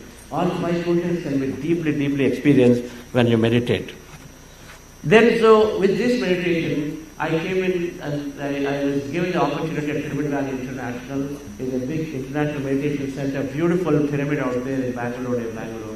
This Patri's vision and belief that everywhere pyramids must come up. We have a talk later by Alexia about pyramid energy. They are free energy devices. Meditation in a pyramid is an order of magnitude powerful because there is so much energy that is there, channelized, and then it's a very scientifically proven. So much research in the Eastern countries and Russia and all of these Eastern European countries and now West also. A lot of research is there about pyramid energy. And then Patrizi discovered this energy and then he utilized it for meditation purposes. Beautifully utilized for meditation purposes, and so many pyramid meditation centers are built. I had the opportunity to be part of this center. Positive energy flow in pyramid facilitates deep focus and aids meditation. And so this Pyramid Valley Meditation Center is where I met Padma Shri, we are Karnataka, so thank you. This conference we are doing only because of such all might and effort. Even a greatest ambassador for all spiritual movements. And this Patrizi has been a great friend.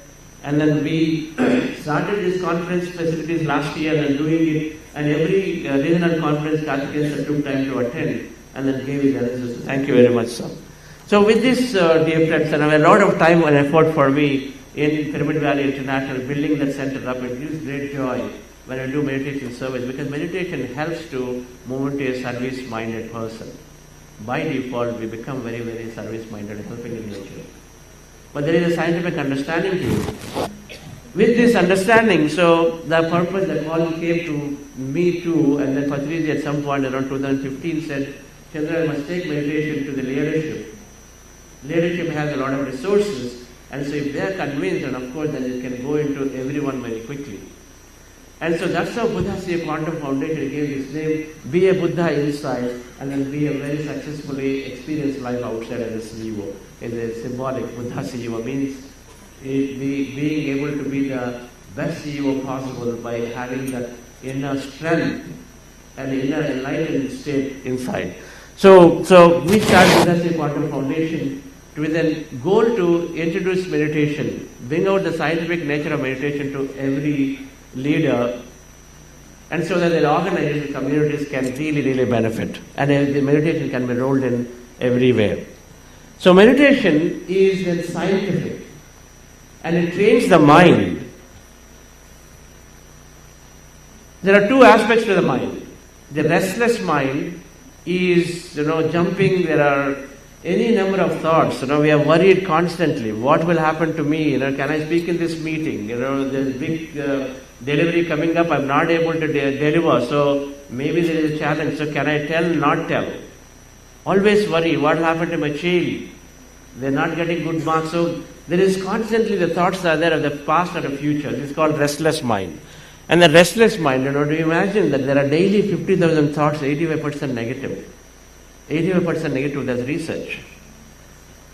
So if the thoughts are jumping and the negative thoughts are there constantly, then if you're attracting negative reality constantly, then there is a second element of the meditation, is the limiting mind, which is completely limited, is the beliefs and perceptions. Just like that elephant which is tied to a small peg and it can easily release itself, but it doesn't. Because it's trained from the beginning that it is tied to a rope that it cannot free itself, because it just picks up in its mind. Even the elephant can easily release itself. It's called limitation. I can't do this. I can't do that. My education is not that great, and so I cannot get into this.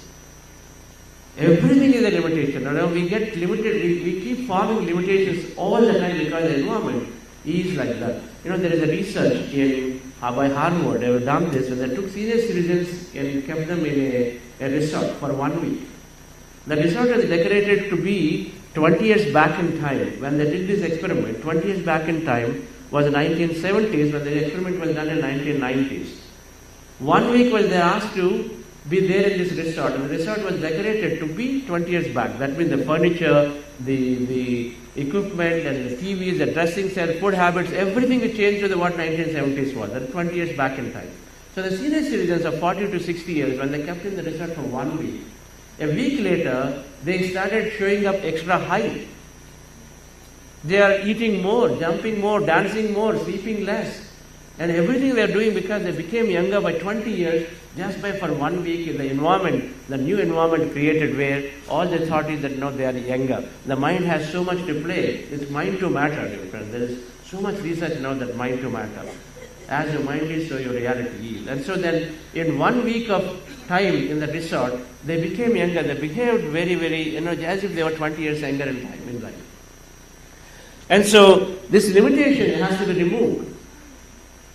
There is enough evidence now to say that through old age the wrinkles come. It's because we keep thinking that wrinkles come. Is there enough evidence is there on this aspect that because what you think is what you create, because now the cells are responding. There is enough research to say that our cells are responding to a thought.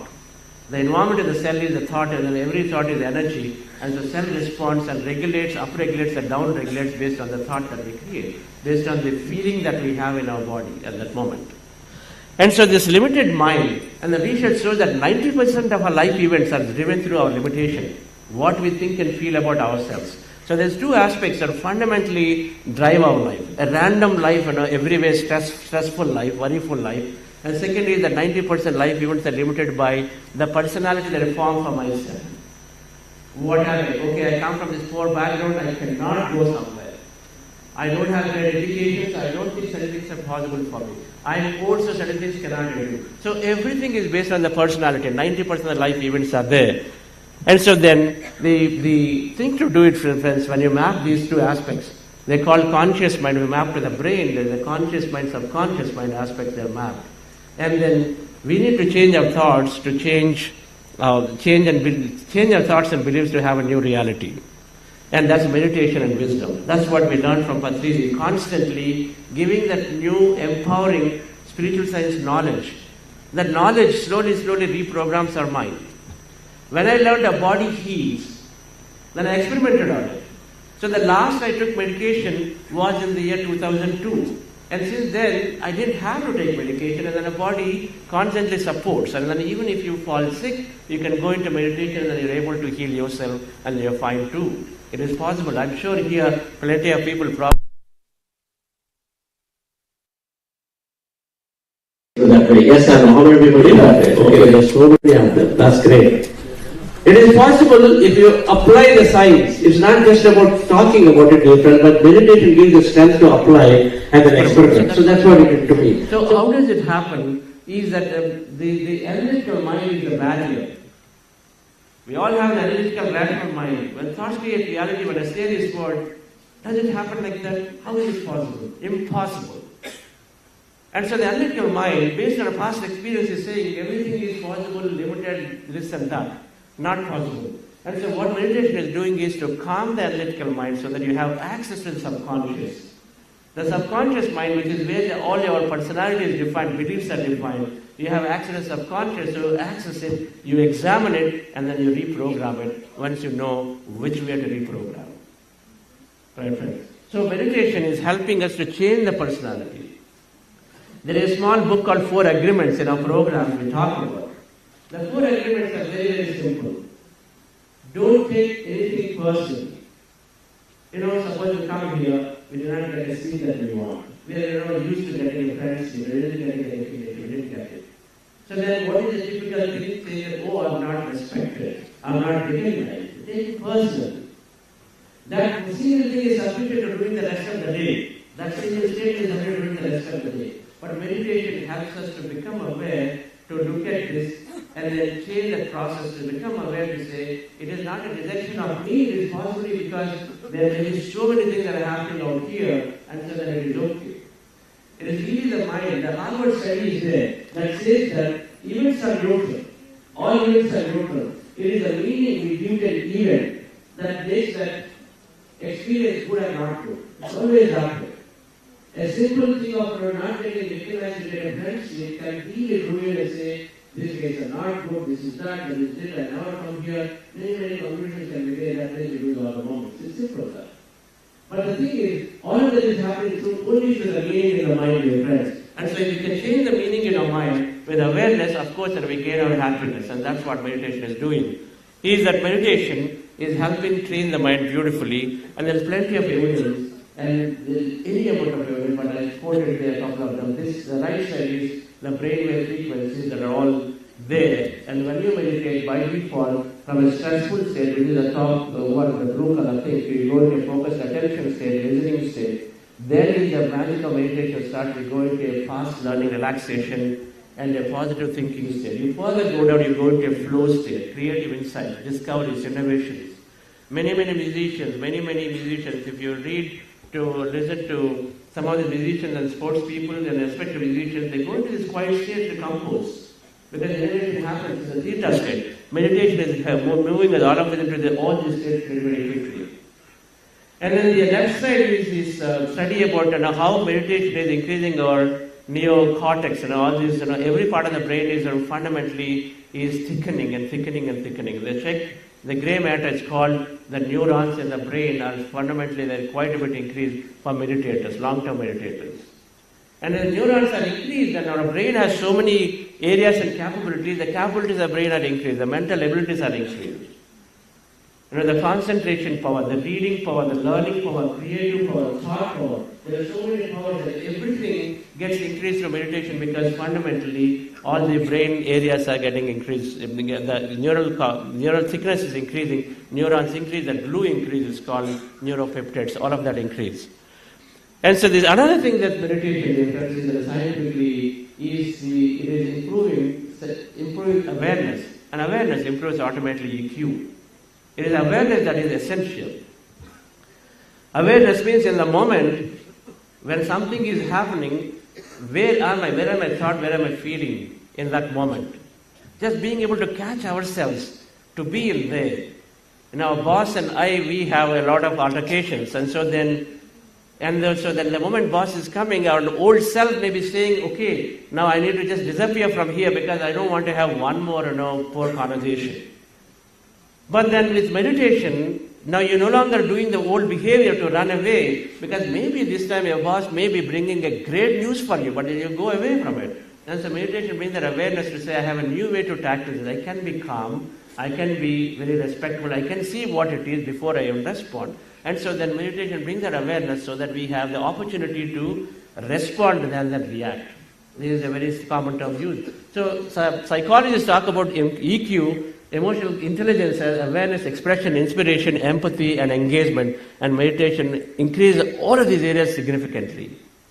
Automatically in our life, there is many of these come. And then another important aspect of meditation is doing these friends is the neuro-rigidity to plasticity, which is linked to the previous slide that has shown that many capabilities, the neurons are getting increased, thickening. And so the neuroplasticity is about growth mindset, thinking out of the box. People who meditate are great employees for the organizations because they have so much reskilling, learning capabilities. They think out of the box. They are looking for new things. They're not rigid about saying. They're not worried about things that can happen. Fearless they become. And so then the neuroplasticity means being able to learn new things. Your knowledge is because of experience. So when you learn new things, automatically go into new experience. So meditation is increasing this is changing the brain from neuro-rigidity to plasticity. A lot of times we try to read a book and say, I can't read, just nothing goes, I feel sleepy. You know why? The reason is because the brain is neuro-rigid. When it's rigid, it's not able to remember anything. Every time you read something, it has to make neural connections. And the connections are not formed because there is not adequate supply. It's all rigid because there's so much stress is there. Meditation makes it very flexible, and so then you suddenly start learning new. Learning new leads towards your experiences. Right, friends? And so, in many ways, dear friends, meditation is scientific in our research, and we do this multi-week transformation programs. Is one day sufficient? May not. It's definitely not sufficient. You say at least 40 days, and when we do this 40-day program, and then we see remarkable results. And everyone who comes there, at least 30-40% hold on to it, and then see a tremendous amount of results. So meditation, in many ways, very scientifically can be understood, dear friends. So the last thing, dear friends, is very simple. It's not very, you don't have 20 steps to practice. And you don't need to, there's no deeper technicality that, someone difficult to learn and understand. It's very simple practice. It depends on how much you believe. If I believe that it's very difficult, it becomes difficult. Thoughts make things happen that way. But it has to be experimented. And then Patriji simplified the Anapanasati meditation and breath mindfulness meditation because it's simplified by saying anyone can do it anytime, anywhere, doesn't matter because you're always incrementally getting some benefit. So what is meditation? There are two aspects to it. It's a process to go within. The first part is ending the restless thoughts of the mind. That's the first part. So then you have a tremendous amount of neurological, physiological, many benefits of it. Our body, our mind, our emotions, all of them greatly get better with the first part of it. But the second thing is a gateway to connect to the intelligence, connect to that heart center that Sri Daji was talking about. Is connected to the intelligence that is there. There is something that is powering each and every one of us. It is not possible to have these billions and trillions of cells in the body to operate very coherently unless there is a power. Every second, our body produces a million cells, die, and the million cells come new. So, where is the intelligence? There is something must be there.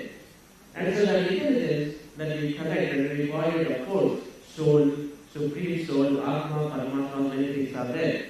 But now in the quantum system, now you can understand, explain that it is a field of energy that exists out there. It's all emptiness and energy that's called quantum energy field. So meditation helps us to connect with that intelligence, that field, and so then many things happen. Your manifestation abilities tremendously grow. Your power of thought increases tremendously. And then of course you align to your purpose of life because there is something that is designed. If this remote is designed with a purpose and a mic is designed with a purpose, this cannot be that our human body is random. It can't be a random existence because many scientists say it is randomly created and only bones and molecules. Can it be that? And so we have to contemplate and question because if everything that we create has got power, and then how can this such a most intelligent system on the planet can be random? So there is a purpose, and then when you connect to the second element of it, which is what naturally happens in meditation, dear friends, we align to what is my purpose, what should I be doing? Here Dr. Newton, when he came out of doing MD, he recognized that his entire life he has to do research on spiritual science, the science of spirit. The spirit that exists out there and everything encompasses that spirit. And so I need to do research on it, I need to give this wisdom to everyone, and he's setting up an entire lifetime doing his quantum life university, which is which is awarding degrees and certificate courses in spiritual science and different levels. So thank you, Dr. Newton, to be there, a great mentor to us. So dear friends, but while those who are the core goals of it, resting the mind and then connecting to the intelligence, the process is very, very simple. It's simple, as simple that it only takes 30 seconds to learn and then practice it for however long that we want.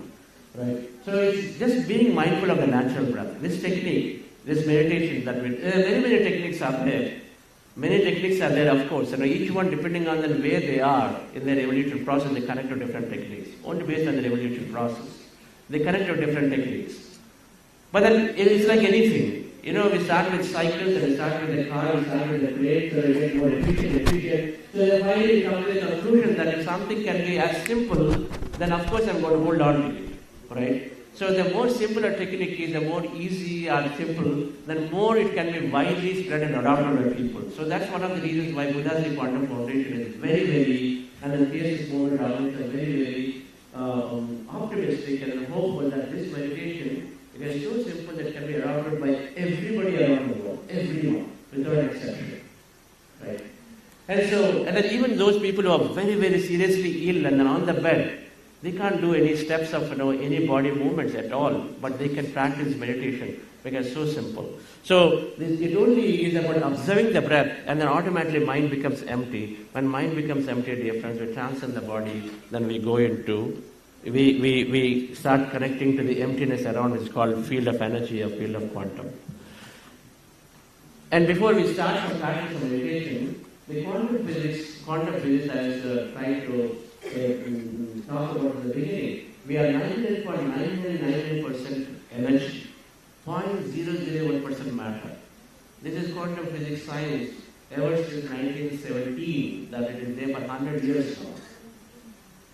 I was very surprised when I read this statement about 15 years ago, that it is all emptiness and energy. Our body is fully fundamentally all emptiness and energy.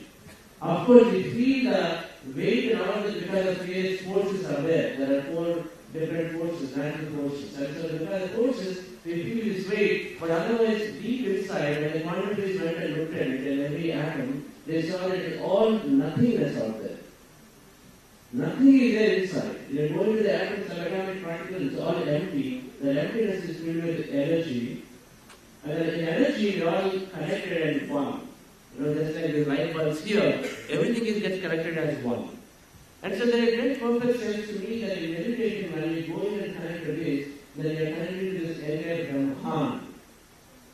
There is great perfect sense that Aham Brahmasmi, this great statement is there on Vedas and Scriptures, they say Aham Brahmasmi, I am that. In meditation, we experience that state. And so one practice is that go into it, then you understand that there is this field of energy where we are all connected, not separate. Because energy are all same. And with this understanding, that meditation is helping us to experience that connectedness. The connectedness naturally means that the words that we see, oneness, they're not just words, dear friends.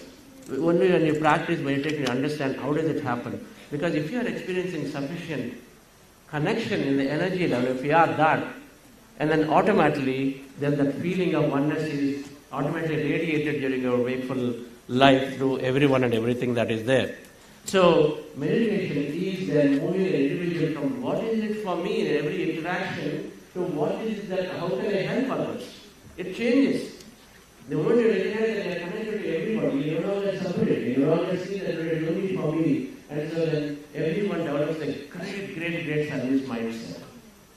The employees and every organization benefits greatly in attitude because normally you are worried about doing my deliverable. A meditator is looking and saying, how can I help you? And then I'll take care of myself.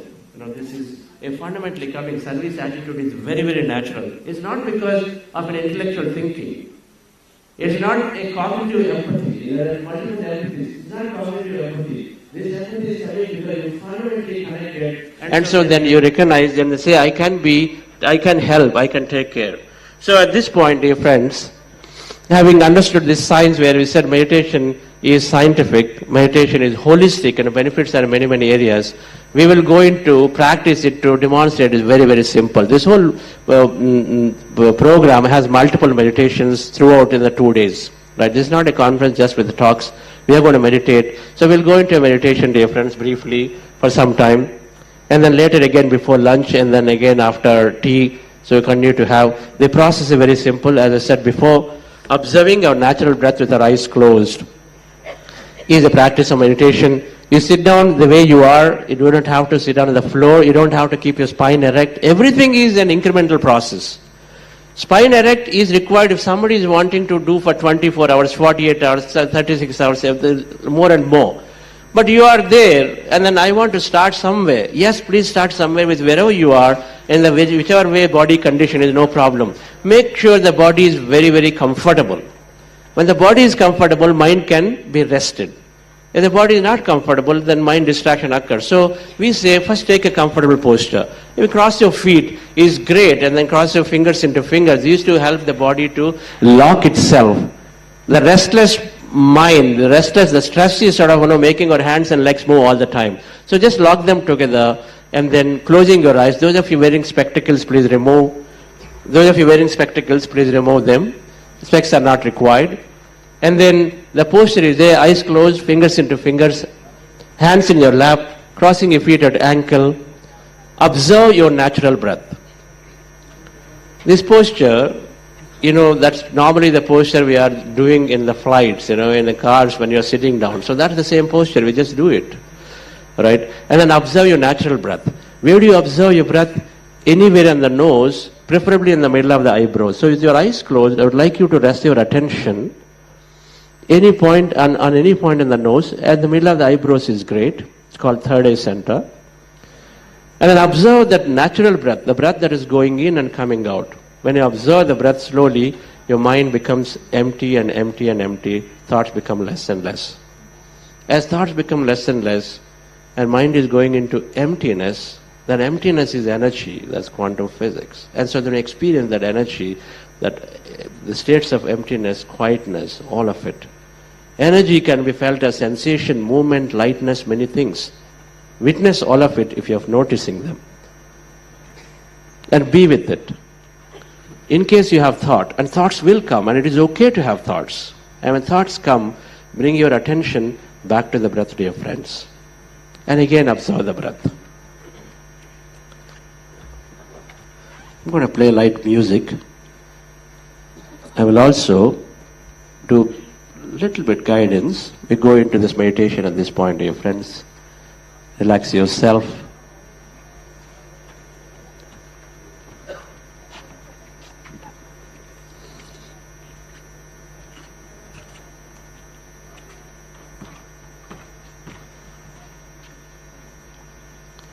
Be with your breath, dear friends.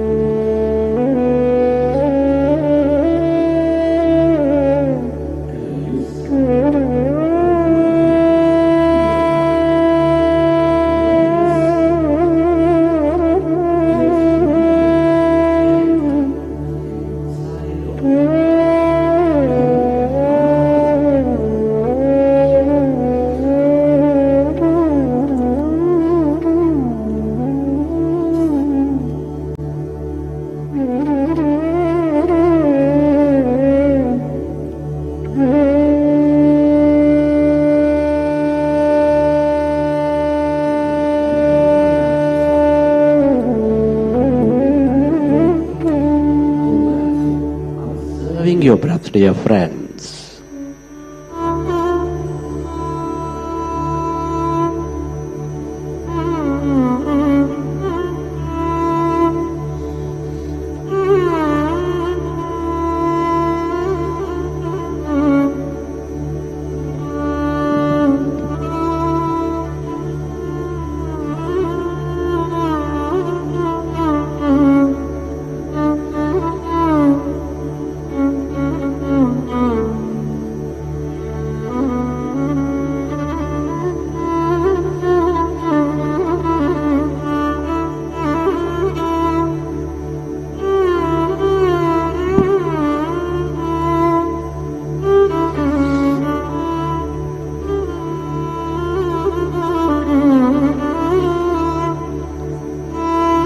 Be with your breath and allow yourself to experience that calmness inside of you, all around you. All emptiness is energy, the quantum field of existence.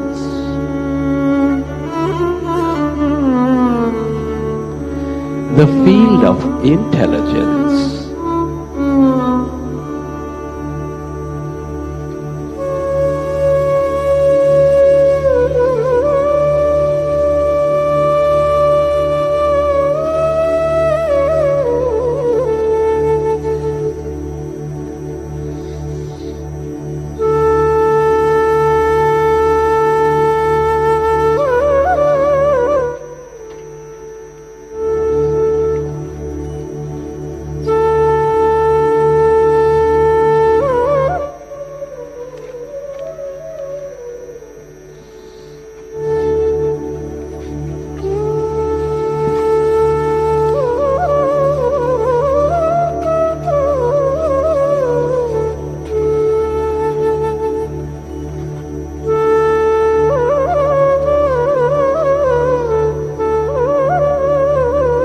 Final few minutes.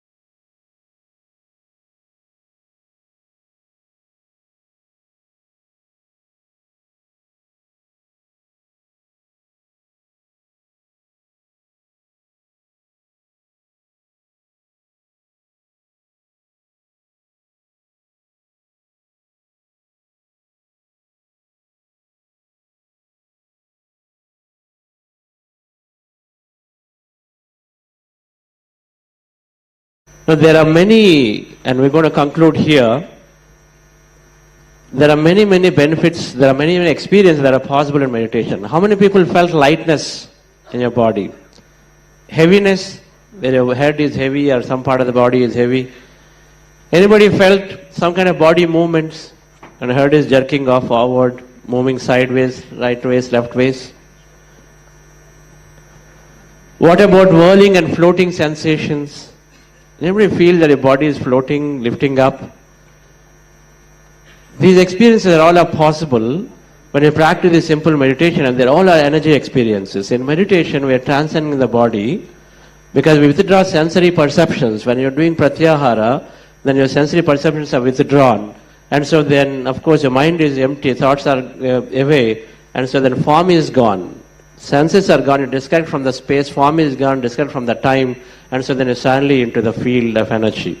You are experiencing your all other bodies, dear friends. And so when you experience energy bodies, we are receiving all these, we experience all of those that you've seen here. Common, what do we do? Either we continue meditation practice, even though we have all of them. We simply witness them and then keep moving forward. Some experience may be relevant. At that point, we will know it, what to do with them. And then there's a huge science here. And this can be beautifully practiced, this can be beautifully learned through various programs. And PSS movement has something called pyramid meditation channels. As the pyramid meditation channels in all languages beam this information in many languages, and Buddhasi Quantum Foundation is doing these programs. We'll learn through it during this whole conference. Meditation is scientific and holistic. We wanted to conclude that is very scientific, and so there's not a ritual, it is not something you have to believe and do it. Number two, it's holistic, it's not just for the body, it is for all bodies. And then meditation is very simple to adopt, and so that is the purpose. And if you felt that this meditation is very simple, then of course it can be adopted by everyone. And so thank you very much. Thank you very much, and so we'll continue to meet again. So thank you. It's a really great honor and pleasure for Buddhasi Quantum Foundation to be doing this work in association with all the partners. And when we met, Dr. H.R. Nagendra was ready to agree to be a partner, and then Heartfulness Institute came forward to be a partner. And then many of them came together to give lending their support that, yes, this is required. So we really thank all our partners too. And so thank you very much. What an empowering session, as always. Meditation is the greatest gift which one can give to oneself, and through meditation only we overcome our limiting beliefs and achieve blissful state of mind. Now, I would like to call upon Shri Anish ji to facilitate Chandra ji. Anish ji is the founder of sadho.org and Bodhishala Conscious Leadership Academy. I welcome you, sir.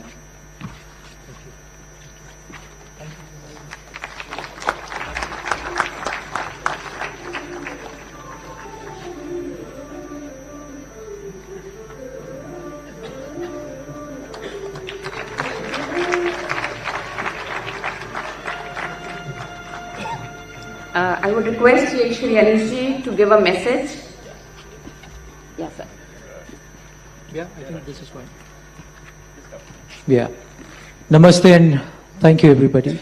Chandra ji, what a wonderful scientific explanation of the meditation and the role and the need for this. I'll not take much time, 2 to 3 minutes maximum. I've come here from the Himalayas. The science of meditation that Chandra ji so very well explained to all of us, we experienced that. It's a very ancient science actually. It started thousands of years ago. Once, Adi Shakti was sitting on the lap of Shiva at Kailash, a mountain. And she asked Shiva, this whole human race that you have created on earth, they keep struggling between the heavens and hells that are there. First she asked, where is this heaven and hell?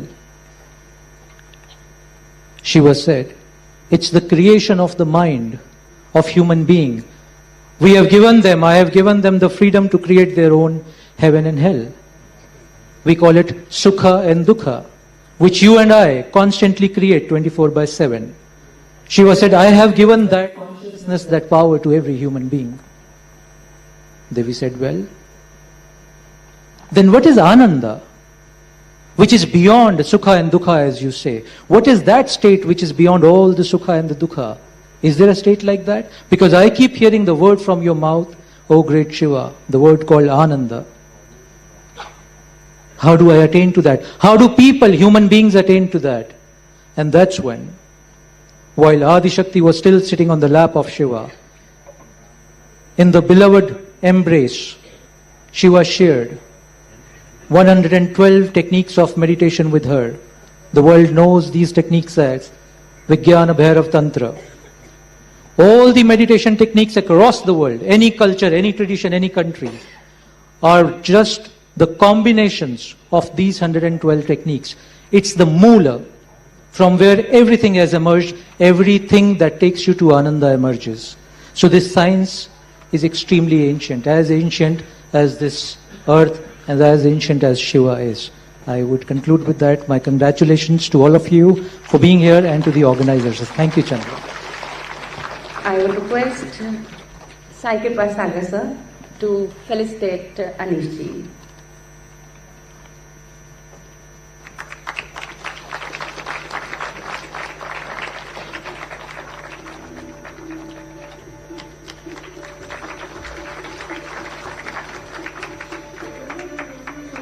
Now we have another session, a track talk on holistic excellence by Padam Shri Dr. R.V. Ramani. But before that, we are going to see a small video that why holistic excellence is important in our lives.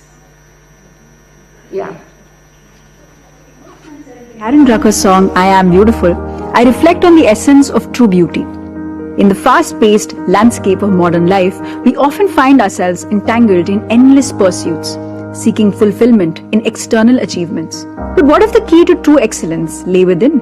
What if the path to success, resilience, and happiness was rooted in the simple act of stillness, of mindful awareness? This is where meditation emerges as a beacon, a timeless practice that transcends cultures and generations, guiding us towards a holistic way of living. Today we embark on a transformative journey, exploring how meditation fosters holistic excellence. Through the inspiring experiences of remarkable individuals, we uncover the profound impact of mindfulness in shaping lives and unlocking the highest potential within us all. Recent developments worldwide highlight the world's commitment to integrating meditation into organizational and societal frameworks. Honorable Prime Minister Shri Narendra Modi ji inaugurated the world's largest meditation center, spanning 300,000 square feet with the capacity to accommodate 20,000 individuals. This monumental structure, Swarved Mahamandir Varanasi, symbolizes India's dedication to promoting meditation's benefits on a grand scale. Center of Excellence in Meditation and Wellness, established by the Pillai Institute of Management Studies and Research, this initiative fosters meditation-based stress management and well-being among students and faculty. The United Nations General Assembly, with India's leadership, officially recognized December 21st as World Meditation Day, reinforcing meditation's role in mental health and well-being. Ramesh Kondamutti from USA suffered from severe migraines and a C6 and C7 disc bulge, but meditation brought a profound shift in his health and overall well-being. His relationship with colleagues and clients improved, bringing greater happiness and harmony in the workplace. Today, he is deeply committed to service and uplifting others. I started this meditation with my severe migraine headache. After I started few days of practicing this meditation, I see significant change. And also I have a pre-hypertension. After practicing of 3 weeks of this meditation, it became normal. Vinny Kishore, a homemaker from Mumbai, struggled with an autoimmune condition that left her body stiff and unmovable.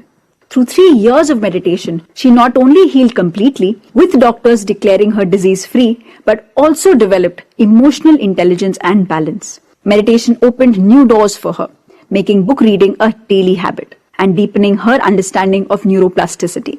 Today she enjoys trekking, something she once thought was impossible. एक still disease auto immune disorder है, मैं उससे जूझ रही थी, तो मेरी पूरा बॉडी स्टिफ रहती थी मेजर मैंने ध्यान किया, सुबह 1 घंटा, शाम को 1 घंटा, और बुक रीडिंग मैंने स्टार्ट कर दिया। फिर पत्री जी का एक वर्ड मुझे मिला, न्यूरोप्लास्टिसिटी। वो न्यूरोप्लास्टिसिटी में का मतलब ही ब्रेन की रिवायरिंग करना, न्यू ब्रेन पैटर्न्स क्रिएट करना। Suma Reddy, once a homemaker from Karnataka, turned to meditation while her husband lay in a coma after an accident. She held a 41-day meditation class by his bedside, and miraculously he began to gain consciousness and eventually walked again. Realizing the power of meditation, she continued to serve her community and took on a significant role in a political party after impressing them with her dedication. Today, she is a leading woman figure in a political party, spreading the transformative power of meditation to party members and the public. Shakti Kumar, a CA student, once struggled with low confidence and poor concentration, believing he couldn't excel in studies. Through meditation, he gained accountability and focus, achieving an unexpected 83% in his 12th grade. Now, even in the face of challenges, he finds solutions effortlessly.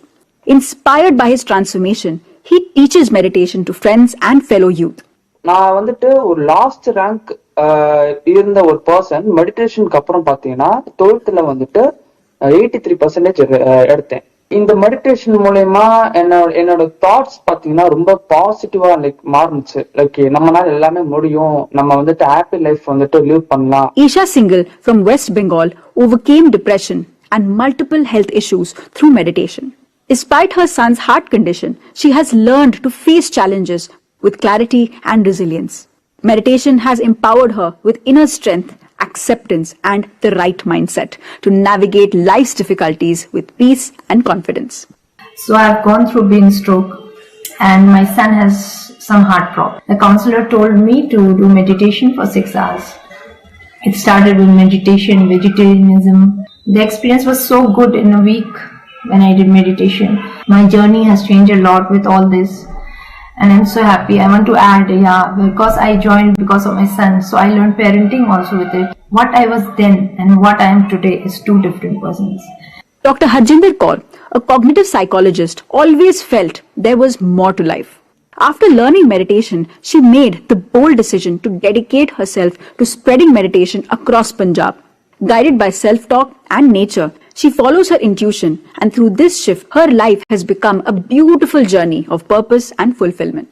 अपनी श्वासों के साथ होती हूँ तो मुझे एक आवाज सुनता है कान में टी की तरह, तो उसके बाद मुझे ऐसे अपने आप से कनेक्शन हो जाता है कि ये मेरे लिए गाइडेंस है।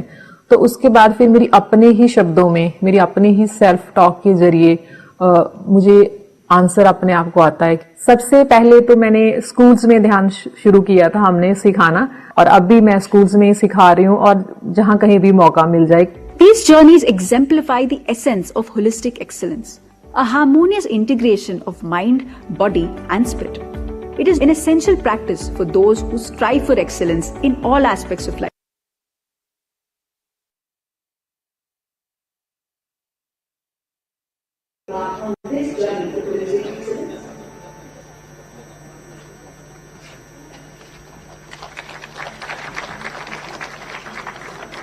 Now, with great honor, I invite Padam Shri Dr. R.V. Ramani ji to take the stage and enlighten us with their vision and wisdom.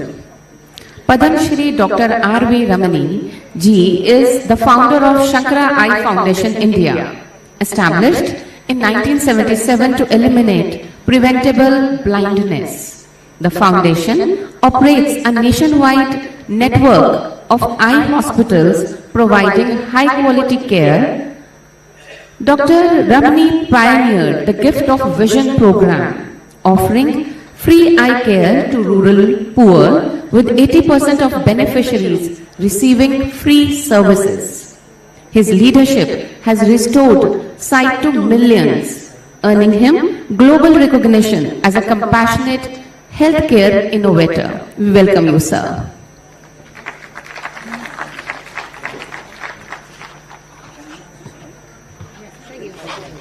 The mic is there.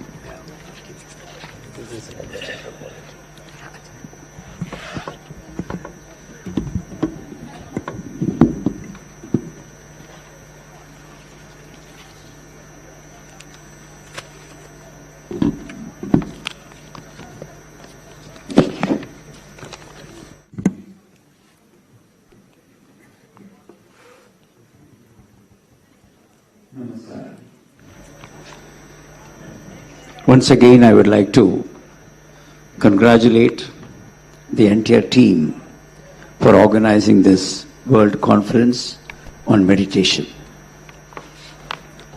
Chairman, Dr. D.R. Karthikeyan. Some people are like a lighthouse, always trying to guide, inspire, and direct others with passion and conviction. One such person, the way he has mentored, please give him a big hand. The way he has mentored the Buddha CEO Foundation, I've been witness to it right from the very first, perhaps around 4 to 5 years back. A person with a conviction, courage of conviction about meditation and its benefit, who has taken it with passion and perseverance. Mr. Chandra and his wife, Mrs. Vani.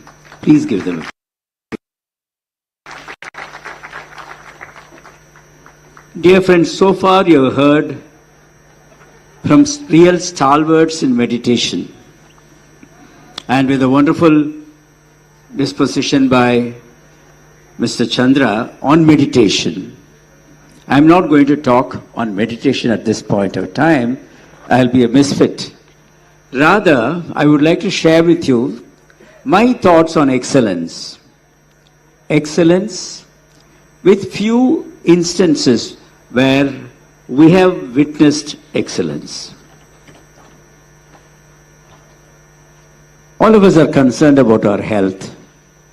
The World Health Organization defined health as a state of complete physical, mental, and social well-being, and not merely the absence of disease or infirmity. That is how it was defined.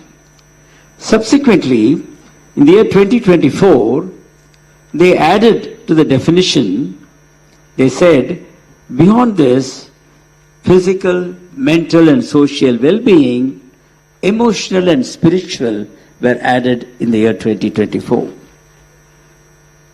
So health is not just simply saying that, hey, I'm healthy, I don't have a disease. Beyond that, there are different parameters, different aspects to be taken care. Now, Mr. Chandra mentioned about holistic. What is holistic?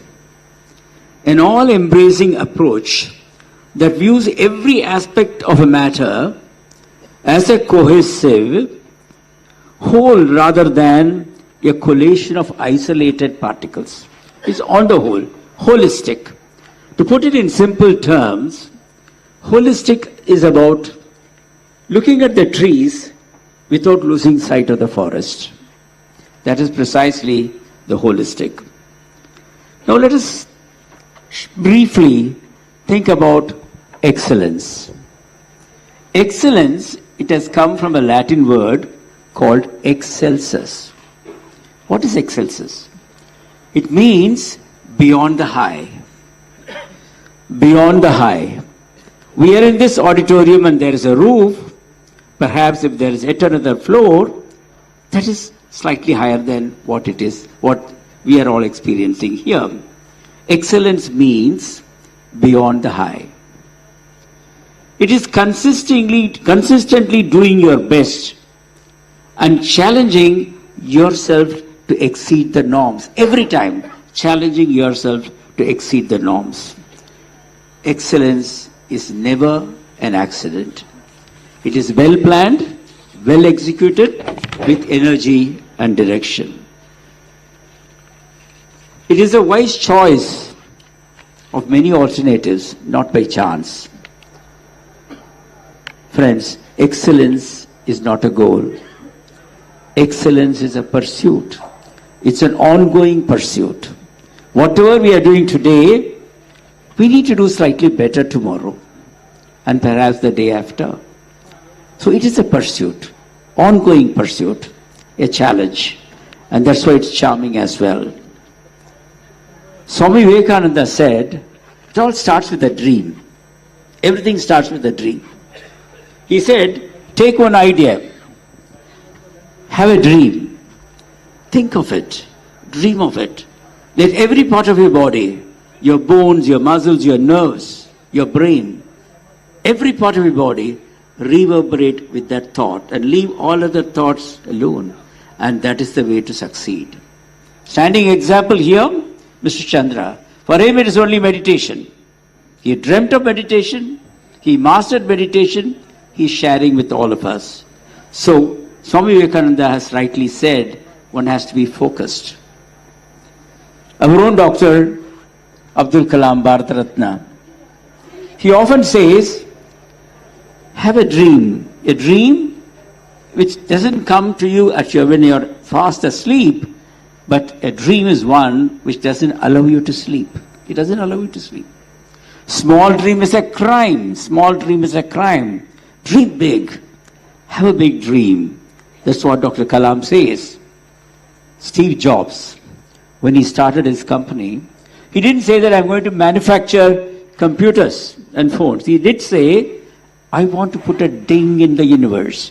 I want to put a ding in the universe. So that is the kind of a dream, if everyone can have, definitely that will be the approach towards excellence. Friends, a couple of real experiences I would like to share with you at this point of time. A friend of mine who was heading the Unilevers and later joined the Tata Sons, Mr. Gopalakrishnan, he mentioned this to us. I believe in London, in the early 90s, people never knew about the Indian cuisine at all.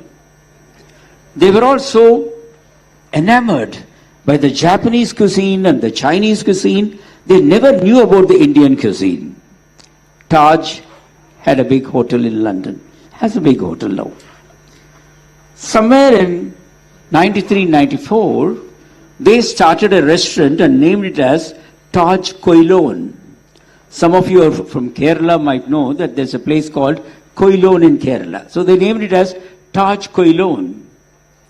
After starting Taj Koilon, the very next year, just 2 years, it became a runaway hit. People slowly started forgetting about the Chinese and the Japanese cuisine. And the evening at 5, there used to be a long queue in front of this Koilon restaurant. It was a magic. Everyone was surprised. And Gopal went there and he called the head chef, one Mr. Sriram Ailur, and asked him, Sriram, tell me, how did you make this magic happen? And Sriram said, sir, I work for 10 months, I don't take leave. At the end of the 10 months, they give me 2 months leave. I go back home.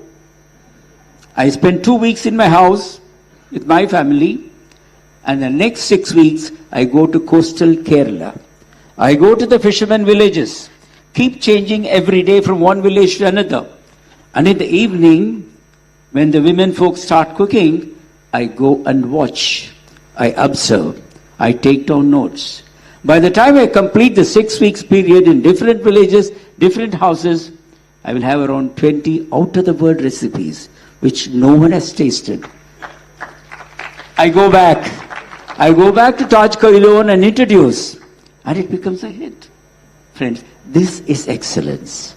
A chef who has proved himself as the head chef in a hotel like Taj, if he feels that I need to excel, I need to learn year after year, day after day, hour after hour, that is excellence. My own experience when I was a child, I was a school student. My father, Dr. Ramanathan, he had a driver by name Abdul. And he also had a car. Those days, it used to be called as A40, Austin of England, a black, beautiful car. This Abdul, a young man, throughout the day, he'll be just cleaning and wiping the car. Throughout the day, a black, beautiful car, he'll keep on doing that. And as playful children, we go and touch that, he'll just remove our hand and say, don't touch, don't spoil my car. That is the pride. And those days, we never had this, automatic transmission. It's all manual gears. And people have to jam the brake whenever somebody, crossroads and all that. But what Abdul used to do is, By the time he's getting closer to a road cross, from the top gear, you just press the clutch and move over to the third gear, and the vehicle will slow down beautifully. Then on to the second gear. By the time he does that, it will just come to literally a stop. Traveling with him was an experience. It's something like, not like going in a car, it used to be flying like experience. That is excellence. A driver could keep on improving his capacity and become an expert in that particular field. Yet another instance, which all of us are aware, when the bomb blast happened in Daji, Mumbai, all of us know about that.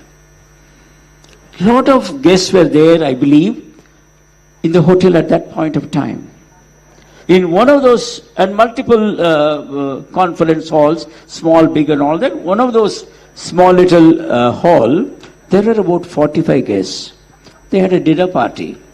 And there was one girl, Taj employee, hardly 24 years. She was in charge. She was the banquet manager for that. The moment she heard the blast, she heard the various gunshots along the corridor, she quietly closed the door. She switched off all the lights, went to each and every guest and whispered, "Please be quiet, lie down, I'm here. We will ensure that all of you are safe." And she was watching carefully, and by the time the movement of those terrorists on the corridor went on to the other side, she started working. She removed all the tall curtain cloths from the windows, tied it up, this was on the first floor, tied it up and make a kind of a rope and put it outside the window, and one by one she ensured all the guests were taken out for safety, and then she followed them to safety. And that is excellence. For all that, she is not equipped to handle a situation like this. Perhaps she is an MBA to take care of hotel management. But when an instance, when a demand, when a need comes up, she has proved herself as an excellent person. Friends, excellence is a way of life. Excellence is a pursuit. As the speakers mentioned briefly, it has an impact on our physical health, mental health, spiritual health. Meditation has an impact. Yoga and meditation, all of us are convinced. We saw the film just now. We heard Mr. Chandra explaining it again and again beautifully.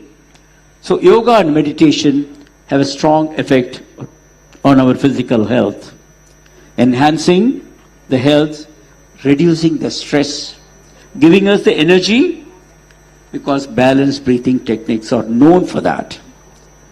Bharatiyar, the famous Tamil poet, some of you might have heard of him.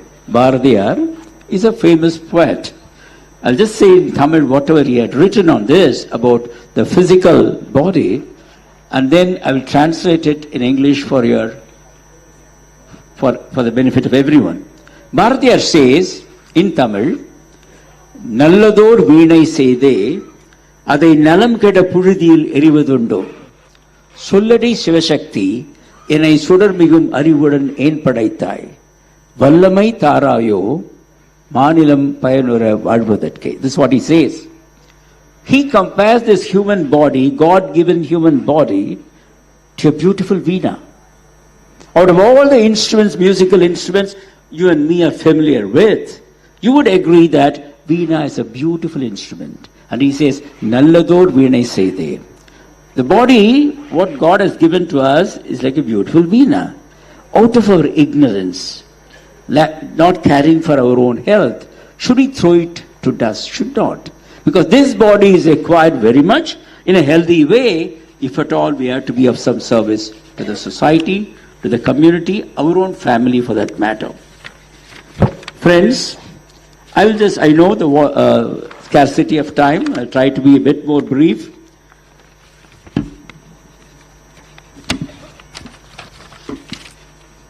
As far as the mental well-being is concerned, again, there is an impact. Meditation has a profound impact. Mr. Chandra mentioned about psychosomatic, our own field. brain has a strong influence on the body. Brain has a control on the body. That is psychosomatic. In our medical profession, all of you would have seen, there are some clinics where hundreds of patients are waiting. Some other clinic hardly it's empty. Both the doctors have done the same medicine. This man is successful and that man isn't. We call this particular successful person as a very lucky person. He touches you, you'll be all right. No. This person has mastered the art of communication. How to impress the brain. A simple example. Someone walks into my consultation chamber and says, Doc, I got a sore throat. I ask him, please sit down. I put a torch. I'm able to see an infected tonsils. I take a paper. I scribble an antibiotic, an antihistamine, an anti-inflammatory, a B complex. Give the paper to him and tell him go. This guy is walking out thoroughly dissatisfied. He says, what the hell is this, doctor? He just asked me to open my mouth through the torch and scribbled something and gave it to me. He is not happy. His brain is not happy. He walks out thoroughly dissatisfied. Believe me, for the next 10 days, he will not get well at all. Another patient with the same complaint. I asked him, I know his name is Ram. I can see it in my computer. I said, good morning, Mr. Ram, please come and sit. Broken the ice. He sits there. Then I ask him, tell me the problem. Same problem. He says, sore throat and all that. I just write it down. Then I examine thoroughly the oral cavity, the nostrils, the lungs for lower respiratory infection. At the end of my diagnosis is clear. It's acute tonsillitis. At the end of it, I write the same antibiotic, antihistamine, anti-inflammatory and B complex. Give it to him and pat him on his shoulder and say, look, you will be all right. He's so satisfied. He said, what a great doctor he is. I also tell him, don't expose yourself to air conditioning, have warm water, saline gargling. He walks out, says, what a wonderful doctor he is. He asked me about my disease. He examined me thoroughly, gave me the diagnosis, also the do's and don'ts. A great doctor. I tell you, within 24 hours, he'll be all right, and I become a lucky doctor. So this is how psychosomatic, what Mr. Chandra was mentioning. So meditation helps to see that our mind is calm, aware of what we are doing, and pursue what we want to. Spiritual health. Again, meditation has a strong influence on spiritual health. It tells us self-acceptance, cultivating inner peace, mindfulness, aham brahmasmi he mentioned, and non-judgmental about others. Divinity has an influence in our lives. Just to share a real experience, what happened, how divinity has an experience, has an impact. In Akbar's palace, there used to be a poet, Tansen, the greatest poet, Siga. Raga Darbar, whenever he sings, I believe it used to be out of the world. Once he did so, Akbar came down and hugged him and said, Tansen, you are the greatest musician in the whole world. I would like to give you half my kingdom. Tansen said, Alam, please don't say that. If you listen to my guru, you will say that what I am singing is absolutely nothing. Akbar got infuriated. You have insulted me. Show me your guru right now.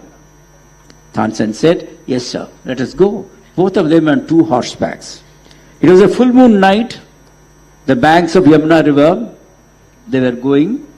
From somewhere they heard after some time the Raga Darbar coming in the air. They moved further. They could not go in on the horseback. They got down and started walking. As they got closer and closer, their legs started trembling. The power of music was so much, so divine. At the end of it, they saw a small little Krishna temple and a beggar singing there, sitting and singing Raga Darbar. Tansen told Akbar, Alam, he is my guru. Whatever, the raga is the same, but I'm after all singing in your palace and he's singing in the Lord's palace. So divinity, in whatever form, we believe in almost all the religions. All are inherently divine. So divinity has a strong impact in whatever we do. Friends, before I conclude, a very pet subject of Chandra is vegetarianism. Vegetarianism again has an impact on our physical, mental, spiritual health. We are walking on the road, suddenly a lorry comes and then they bang the horn, we get a shock. Why? Because huge amount of cortisol is secreted in the body. When these animals are butchered, I've actually seen such thing. They have a sense that they know they're going to be killed. They are moved closer to the guillotine. They try to resist. 3-4 people have to push. And when that knife comes and cuts the neck, I was told, huge quantities, liters and liters of cortisol secreted in the body of that animal. And all of them get embedded in the muscles of the animal. And that is what is consumed directly, so injurious to human health.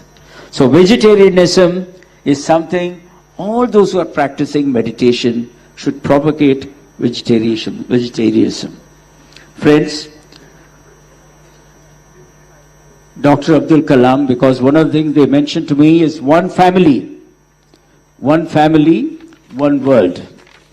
I do not know how many of you have read a nice poem written by Dr. Kalam.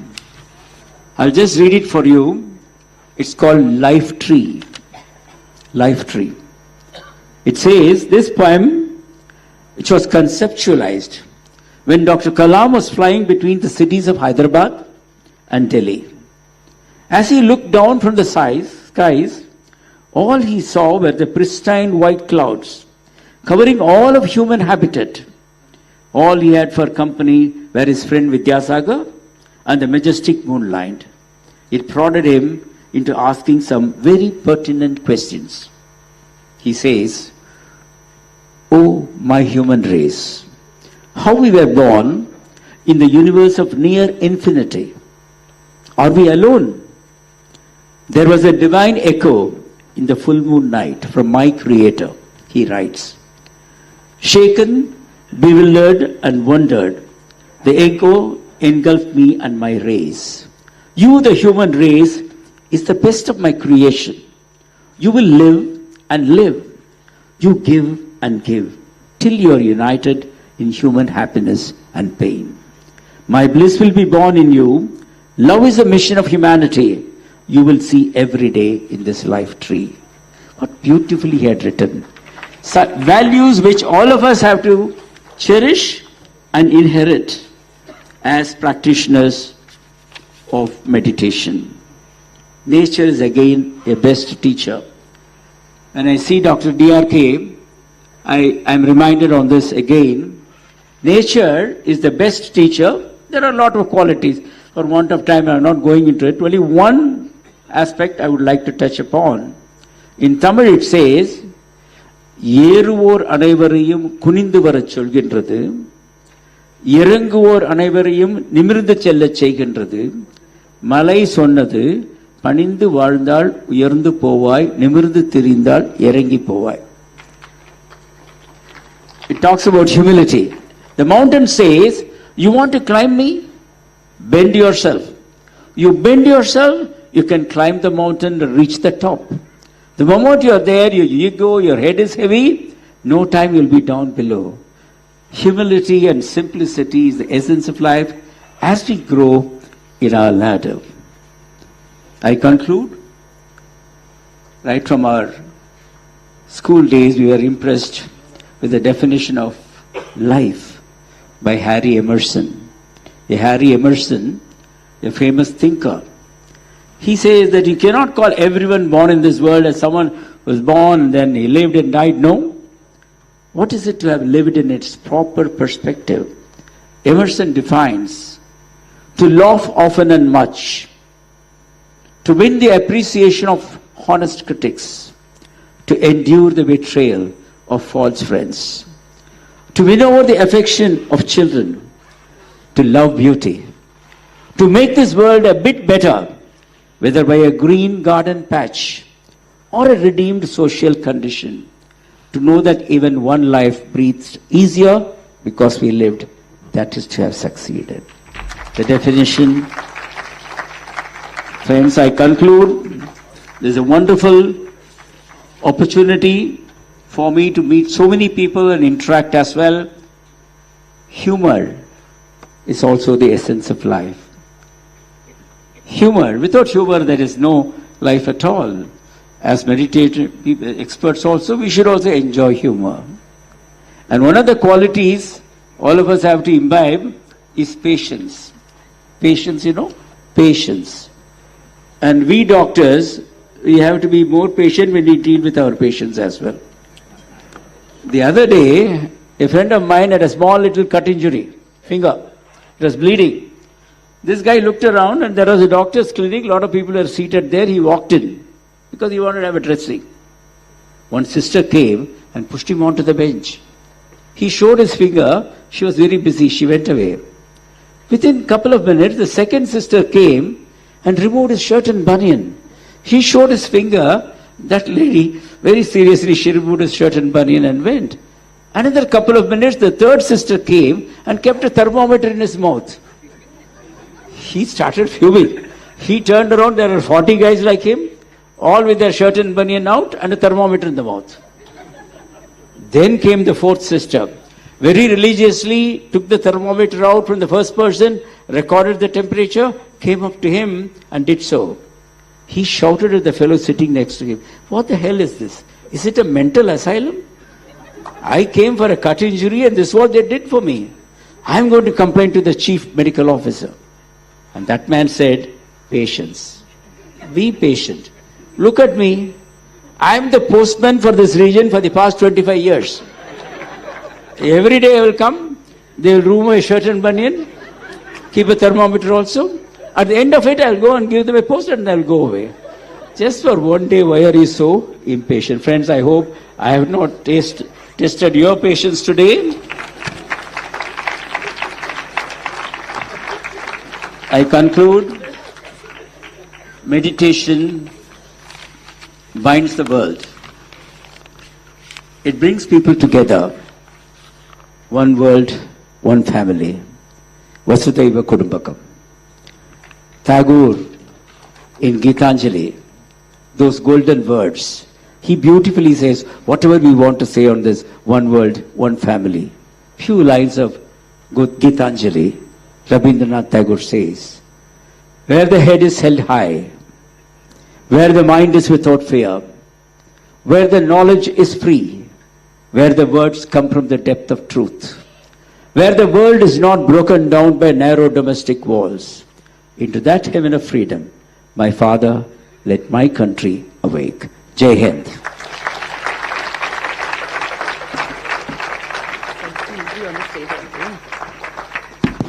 Thank you so much, sir. It was such a beautiful session and we all enjoyed thoroughly. Now I would like to call upon Mrs. Monica Bahel to felicitate Dr. R.V. Ramani ji. Mrs. Monica Bahel is the Chief Executive Officer of Beauty and Wellness Sector Skill Council with 27 years of experience in leadership roles involving strategic planning and organization building. She has extensively worked across India, Southeast Asia and Gulf region to establish and operate brands.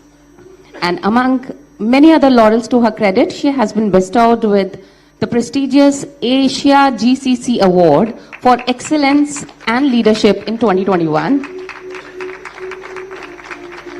I know we all are hungry, we all are sitting for so long, but the strength of our claps, the sound should not stop. Yes.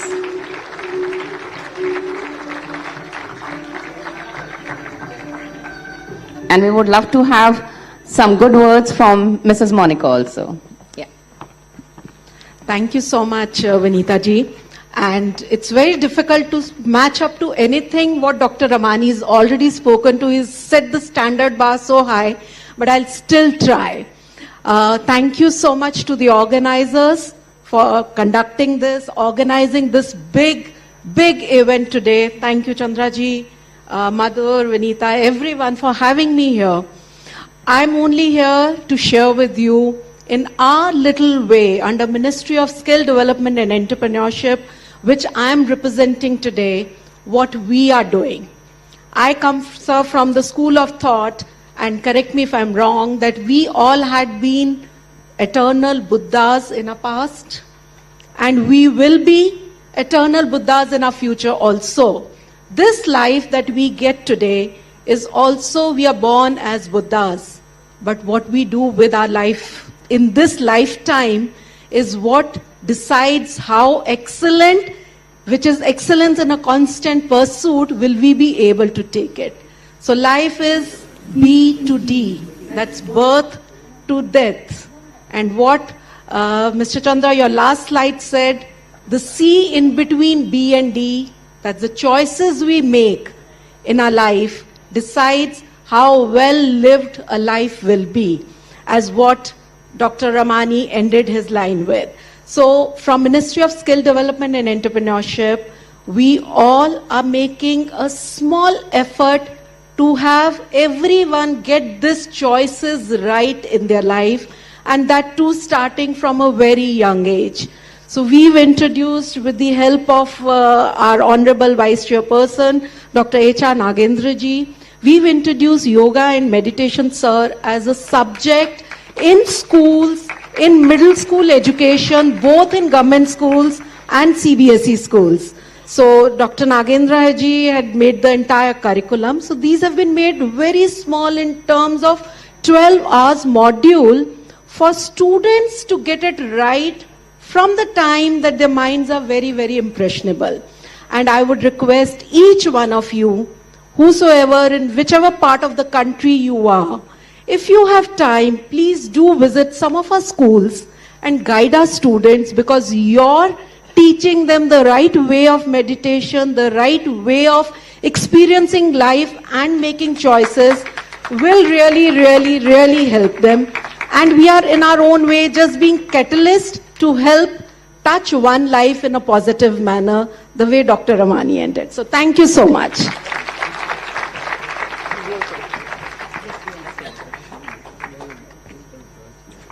Thank you so much, Mrs. Monica Beher. And I would like to invite Mr. Prashant Agarwal, founder of Wazir Advisors, to felicitate her.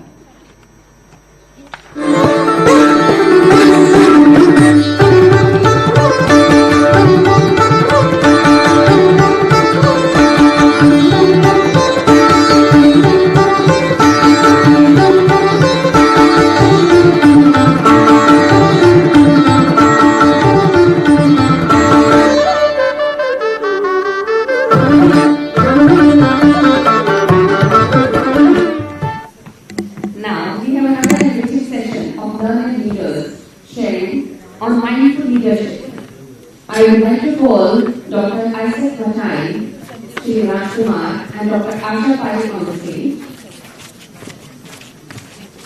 Dr. Isaac Bhatai, founder and chairman of Sophia International Holistic Health Center in Bangalore, leads India's first NABH accredited IU hospital, a global expert in integrative medicine. He treats patients from over 100 countries and consults at holistic health centers in Europe and USA, emphasizing early intervention and holistic healing. We welcome you, sir. Shri Rajkumar, MD, Shri MTK Textiles Private Limited, began his business journey in cotton trading in 1997 before expanding into renewable energy. Over 2 decades, he built wind and solar assets across 4 states. A socially responsible leader, he supports education and healthcare, while meditation shapes his personal and professional growth. We welcome you, Mr. Rajkumar, and Dr. Asha Pai, a retired pediatrician from Jacksonville, Florida. She had 30 years medical career before deepening her spiritual journey. Practicing Anapanasati meditation, she actively lead book clubs and host meditation sessions, striving to integrate mindfulness, healing, and science into daily life. We welcome you, ma'am. Thank you. Thank you so much.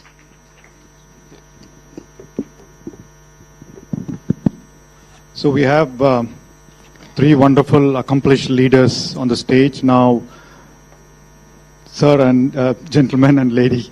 So we'd love to hear your experience about you practicing meditation and how it benefited you, and how others can immediately practice as well. Right. So we'll start with Dr. Isaac Mathai.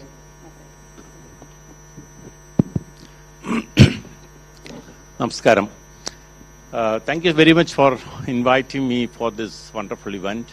And Sai and Chandra, they were meeting with me. I had an opportunity to visit the meditation center 2 weeks ago. And I'm associated with the magazine for last almost 35 years. And there are a lot of conferences, radical scientific back in Bangalore and many other towns. I'm a practicing meditation practitioner. I practiced myself for the last 40 years. I was interviewed when I was a medical student through meditation, first with the transcendental meditation. Then I started to teach yoga, meditation, nose washing, breathing techniques in Europe and in London. And some of the world famous people, and teaching meditation and practicing as a holistic physician. But over a period of time, in my center, we practice different kind of meditations. We teach our patients different kind of meditation. And I would also do that, as I would say, along with all the different systems of medicine we practice under one roof. And we have 125 nationalities coming to our center for medical or health improvement. We teach all of them do one common thing is yoga, pranayama, and meditation. And one of my most favorite meditation is the candlelight meditation, which improve your focus and concentration and intellect, and ideas come through. One of my practices, I deal with the patients. Sometimes the patients asking them to do meditation as a morning and evening sessions and learning meditation is not good enough. Some deep spiritual issues, which I'm very happy that Dr. Ramani was mentioning about, being a world famous doctor, is mentioning about the impact of the spirit, impact on the spirit, trauma in the spirit, toxicity in the spirit. Meditation is one of the best tools to heal that. And some occasions, some very complex medical conditions with the trauma going back to 30, 40, 50 years, I sit with them and do a common meditation between us for 2-3 minutes, telling them this is what we are going to do in this meditation, that you seek intervention from God's intervention to cleanse your spirit. And that intervention of cleansing the spirit, heal them. So in any healing, whether it's a Western medicine or traditional medicine or naturopathy or Ayurveda, healing is divine in origin. The true healing. Curing a disease, doing a surgery, that's a different story. Even yesterday evening, I was talking to many people, they said that even a best surgeon do a surgery. The healing, it's a technique. But the healing happens by the divine intervention. And I see that in my practice all the time. And miracle healing, because we cannot explain that sometimes the essence of healing. So meditation in my personal life also, meditation gave me a huge impact and benefit and success. And all my colleagues ask me, what is the secret of you? Everybody thinks that somebody has a secret. Whether Dr. Ramani has done global work, is it a secret? Is it a dedication and God's grace and your selfless work for helping people? And I learned that through meditation. Thank you.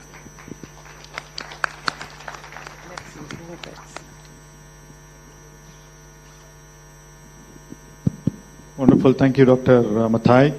Now, before we move into another doctor, we'll probably hear from Sri Rajkumarji.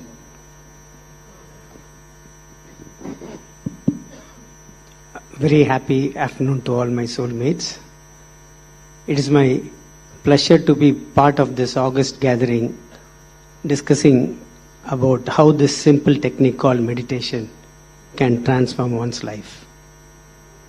At this time, I would like to take this opportunity to thank my good friend Balu, who had introduced me to Chandra sir, Vani ma'am, and to his wonderful team. My gratitude goes to Brahmashri Patriji, Dr. Karthikeyan sir, for their relentless work spreading meditation across the globe, inspiring and transforming millions. My heartfelt gratitude goes to Chandra sir, Vani ma'am, Sai Krupa sir, Rakesh sir, and their wonderful team whose dedication and commitment in taking this message across.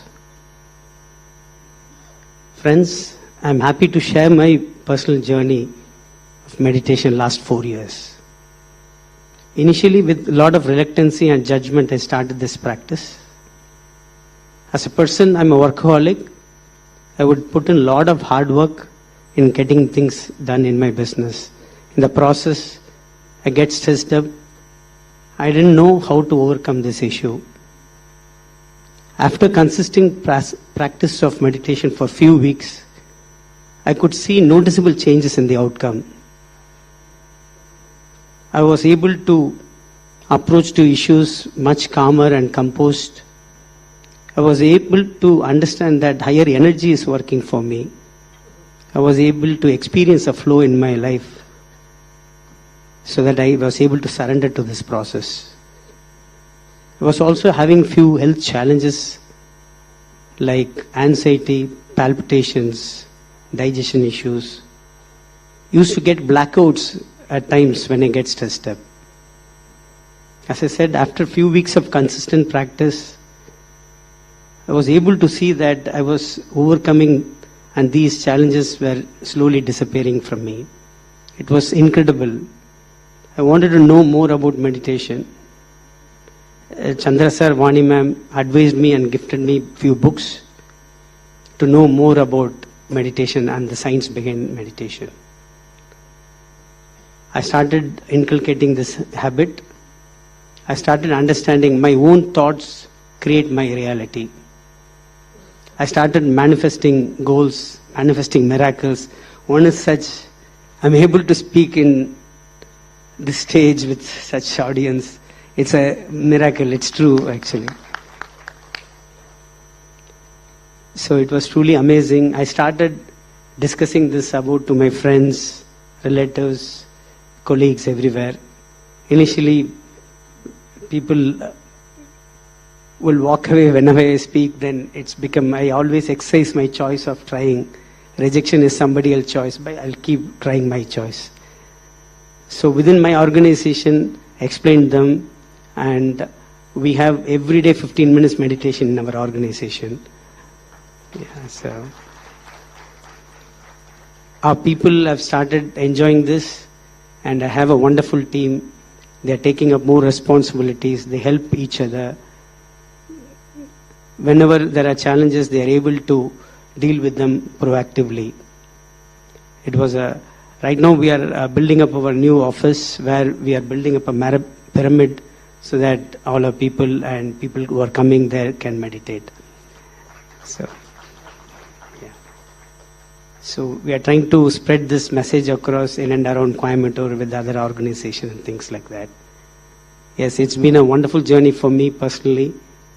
And I would recommend and request each one of you to make this meditation part of your life and see what difference it can bring to everyone. I would end my sharing by saying few quotes by great spiritual masters. Eckhart Tolle says, awareness is the greatest agent for change. Awareness is the greatest agent for change. Great spiritual master Osho says, meditation is the only magic in the world and the only miracle. Thank you very much for everyone for being here. Thank you so much. Wonderful, well said. And now we'll move to Dr. Asha Pai ma'am, who's flown in from the US for this conference. We'd love to have each one of you speak for a long time, but unfortunately because of the conference format, we're having you speak for less. Please go ahead, ma'am. Thank you so much. First of all, gratitude to Dr. Chandra sir, Vani ma'am, for all of you, for patiently waiting and giving me this opportunity to talk. Number one, today is an 4th anniversary that I started my meditation journey. And that was during COVID. And at that time, I wanted to be a meditator. And now I'm in a group of meditators, among leaders. I mean, I didn't even think that this is what's going to happen to me. Meditation before that was a 10-minute, a checklist. Sitting for 10 minutes or 20 minutes and saying, okay, I'm done with meditation and on to the next thing. Because that's the way I knew I had to do meditation, but I had no clue. But this Anapanasati meditation, sitting comfortably, was something great because I didn't want to sit on the floor. I didn't want to sit cross-legged. I didn't want to keep my back straight. So I was finding all sorts of excuses why not to do it. Now there is no more excuse, not only for me, for my patients, for my friends, for my parents, the parents of my patients. So it is easy now to go and spread the message too. So when we come out of medical school, everything is black and white. There is an etiology for the diseases, pathology. There are clinical findings, and then you come to a differential diagnosis and then a treatment plan. But when you are put out in the world and you meet people, you meet children, and you recognize the dynamics, you come across a lot of gray areas. You have to really go through these gray areas to figure out what is going on. Is it parental problem? Is it a real child problem? What is this? But then you develop a rapport between the family members. You become the grandparent this child needs, an extra grandparent. That's what I tell the children. I'm going to be in your life for the next 18 years. And you're more than welcome to come and tell me anything you want. They are bullied in school. Attention deficit is there. Obesity is there. All sorts of problems in the US. So it was a lot of challenge to take care of these children, but it was also a lot of pleasure. Because let's face it, if an adult has a backache, doctor treats. Even after you meet 6 months later, you ask the patient, how is your backache? Sometimes I get it. Then it's never satisfied. It's always lingering. But in a child, it's not the case. The minute they feel better, what ear infection are you talking about? What are you talking? I'm all better. And they're on to, and that's what meditation does to us. We have to become that child. We have to become that enthusiastic person. The person who is going to go out there and enjoy whatever circumstances are there. True, I fell down and hurt my hip maybe. But that is an experience I came for. And that's an experience I need to enjoy at that moment. So that my main theory is I don't want to come another life to experience that. So that is how I look at everything that goes on in my life. Now, the other thing is healing. Healing actually starts in our own mind. When I get that migraine, I make the decision to go to the doctor. Why? Because the trust is there in me that he will help me. So it is my mind that started that cycle. So now what meditation is doing is put more and more trust into yourself. Yes, you need the doctor as a walking stick, but believe in yourself, trust in yourself, know yourself. And how do you do that? By meditation, by spending time with you. Have we ever spent time with us? No. We have been going from, like there is a saying, or at least I have heard it in classes here. We have been going from doing to doing to doing to doing.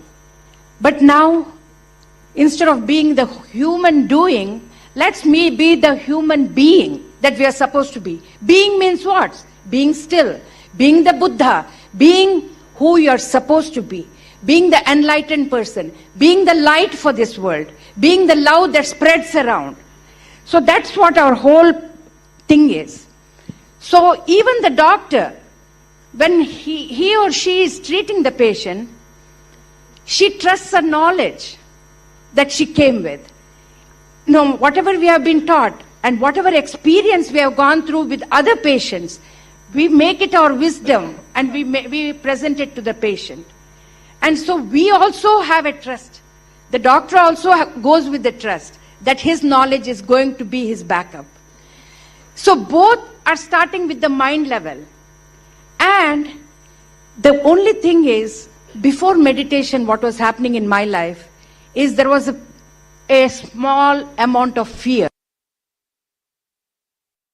Before meditation was fear-based. It could be having childbirth. Chandra sir asks us when we go into heart chorus to, imagine, one of the happiest moments. And a lot of people tell about their childbirth and stuff, and I keep thinking, I didn't feel that happy. One, I was so worried about the pain. Second, whether the baby is going to scream when the baby comes out. Then, okay, this is over. Now the baby came to me. Okay, is there a cleft palate? Is the heart beating okay? Is there a heart murmur? It goes on and goes on. Forget about that. My father calls me into his room when I was a student. I am petrified. Why is he calling? Did the teachers call him and tell something? Did I do something wrong? So every single thing, I'm sitting here, I would think, oh my God, they're going to think I don't know what I'm talking about. So, all that fear has disappeared. I am a free bird. And this meditation and mindfulness is what is taking me round and round this world. So every problem has a solution, we say. But the solution should be at a higher level, higher vibrational level. So when instead of fear, we go into love and gratitude, that treatment, that conversation is going to be a totally new magical world. So before meditation, I had stress, lot of stress, lot of anger because I couldn't get all the time my way, lot of depression for which I even took antidepressant, and look at the fun of it. I took the antidepressant the first day, the second day I felt great. I looked at myself in the mirror and said, wow, Asha, you have done so good. You are a doctor, you are a mother, you are doing all these things. And I said, why are you depressed? But isn't that because medicine takes 3-4 days to work. But what did I do? Within a day I felt better. Why? Because I was recognized. Somebody recognized me for my problems and tried to help me. So each one of us wants to be recognized, to be known. And in meditation, you recognize everybody is one. There is no second. What I see in you is what I see in myself. So if I see anger in you, oh my God, she's an angry person. I need to go and say, what are the things I'm angry at? Is there something I can do to improve me? Because when I improve me, I improve what is around me. So, this is all my experiences I'm talking. Wonderful. And these are all the fun things I'm doing. Thank you very much, ma'am. Thank you. Okay, so let me just end with the last one statement. My life with meditation and mindfulness. So mindfulness and being in the present moment. Brahmarpanam, Brahmahave, Brahmagnau, Brahmanamutam, Brahmayavate Gantavyam, Brahmakarma Samadhi. So what does that mean? Everything I do, what I am talking, what you are hearing, this mic, this phone, everything is one. It is all Brahman. So with that, thank you so much again and again. Thank you very much, ma'am. I know We have a lot of successful leaders and professionals. We'd love to hear more from each one of you, but we want to accommodate a lot more people, so that is why we have paused on time. So before we end this session, when me and Chandra met Dr. Isaac Matai at his place, a wonderful place, he was talking about a lot of things that he manifested, right, in terms of being within, doing this meditation. One of the things that we push is meditation for growth and manifestation. Sir, a few minutes of your wisdom and your experience about how your inner science of meditation helped you with the success that you are. Also, doctor, how do you feel teaching people English? Okay. My practice started as a meditation for my personal growth or personal benefit. When I started and I took the meditation teachers to my medical college, and our students, about 25 of us, started to do meditation. After a month, only 5 of us left. And after 3 months, only I am the only person, and still I am continuing. So a lot of my colleagues ask me for my success in life.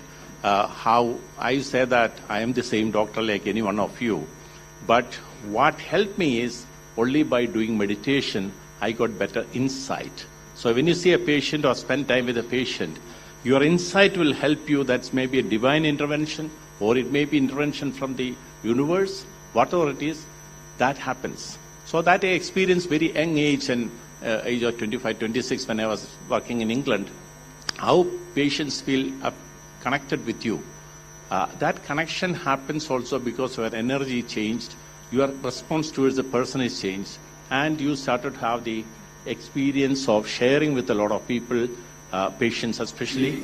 And the time goes forward, I realized that meditation is only for nirvana. Meditation is only for insight. The physical things you can get by meditation.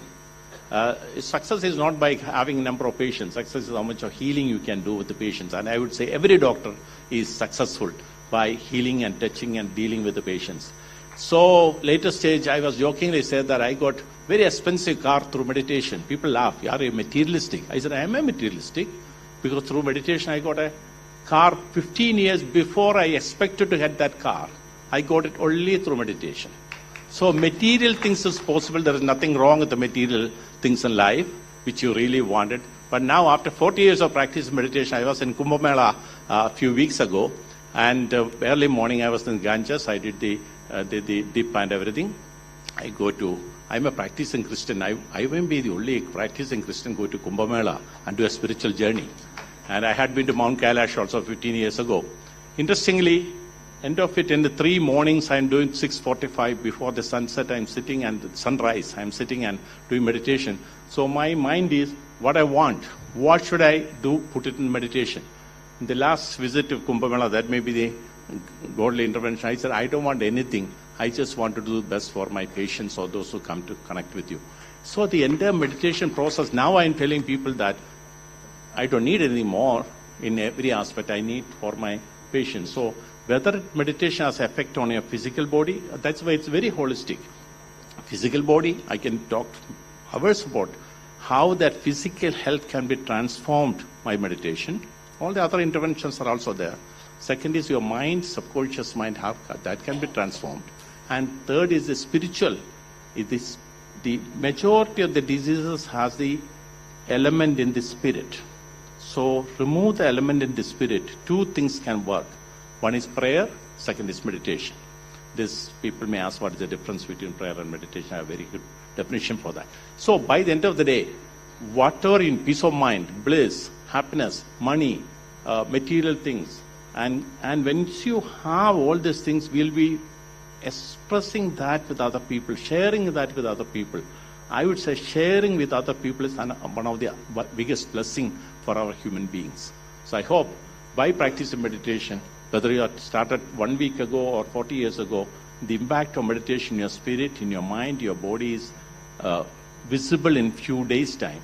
And I have, there are scientific study, plenty of scientific study. This is the one thing I ask my patients also, is that your family started to see the difference in you? And all of them say, yes, there is a difference. Then I say, encourage your family to start meditate together or meditate separately. So the only thing is meditation is free, so nobody value it.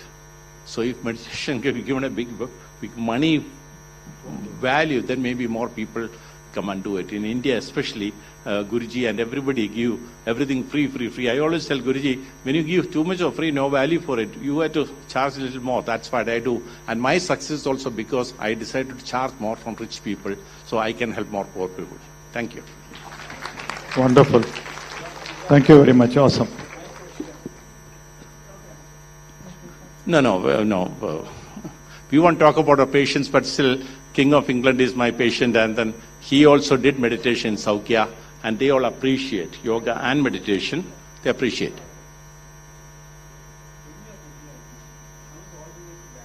Yes.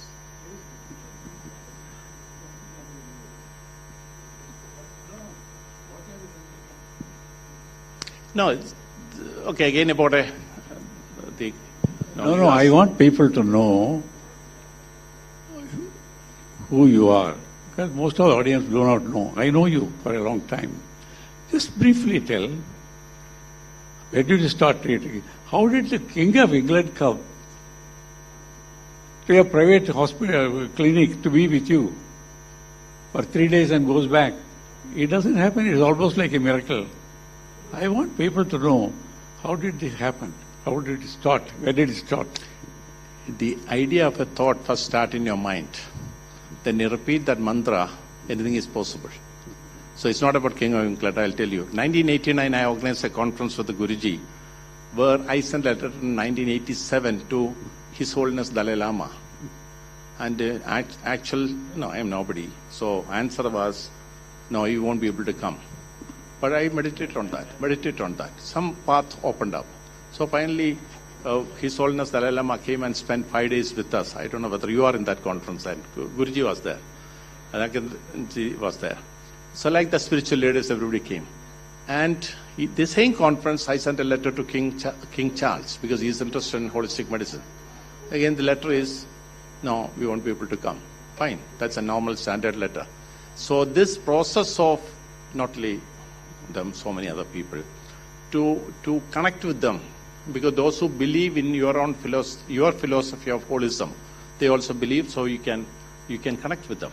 So it took several years, and finally, 15 years ago, 20 years ago, we had an opportunity to meet, and after that, because of the interest of the King of England, King Charles, into holistic medicine, and he was a patron of the British Holistic Medical Association, then I started to be his personal physician. So like that, things changed, and finally, with all the clearance from the government of England and India and everybody, it took about 10 years for him to, he decided 10 years ago, it took 10 years for him to come in a publicly to medical facility to undergo treatment. And his wife Kyun did it 10 times, and he did it 2 times, and I'm regularly meeting him. Interesting thing is, one thing I learned is, whether it's a king or Dalai Lama or a bishop or a Swamiji, I treat them as a person. Wonderful. This is what is taught by Bishop Tutu of South Africa. So you treat them as a human being, they will become a human being. No, he is a believer in integrated medicine also. Yeah, he is a great supporter of integrative medicines, great supporter of holistic medicine, and King was a patron of British Holistic Medical Association from 1982. Yes. And his book, Harmony in Nature, is all about holism, all about integrative medicine, all about organic farming, health of the planet and all that. So he is like all of us, believe in all these things. And happy thing is, when he is in Saukya 7 in the morning, he get up and he come for meditation, he come for yoga, he does all that practices, and he learned and he practiced and he enjoyed and benefited. That's what we want to hear from you. Thank you. Thank you. Thank you. We are truly honored by the presence and the inspiring words. They have elevated us a lot. Now, before felicitation, I would make 2 announcements, which are very, very important.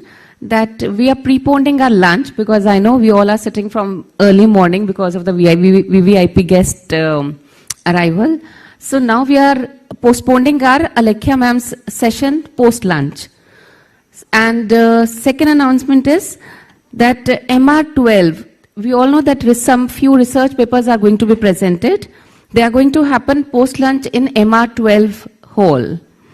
And the last announcement is, please do collect your registration kits, the delegate kits, from the registration desk after the lunch.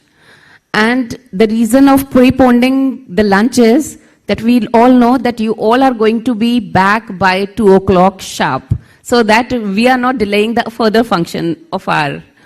And I hope we all have that kind of trust with each other that we are not going to waste a single minute after lunch.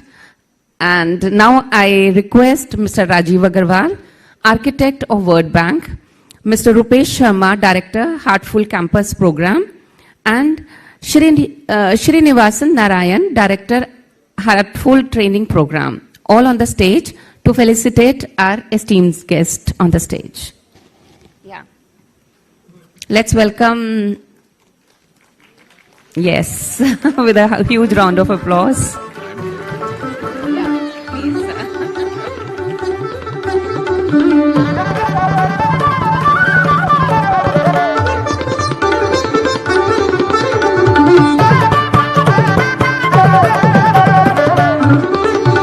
For lunch, you can go outside.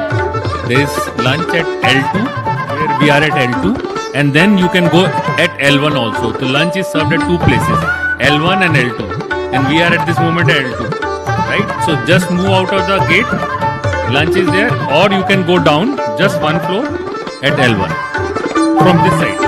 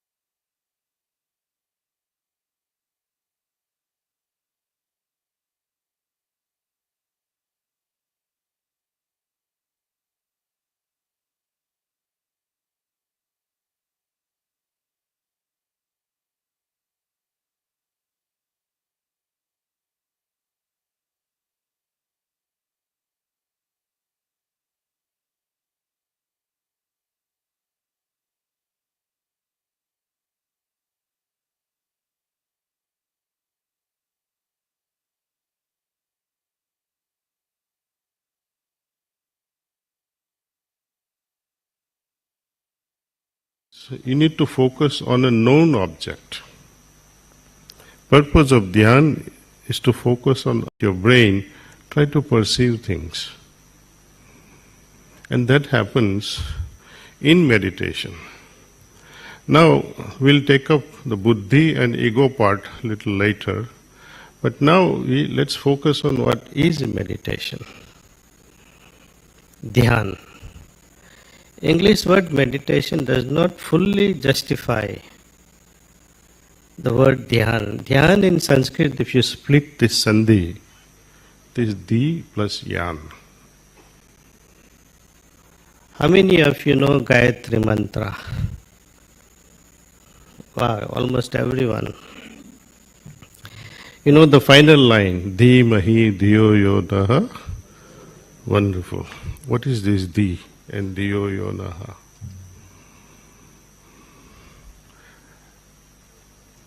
We are saying, my dear mother, the source of everything.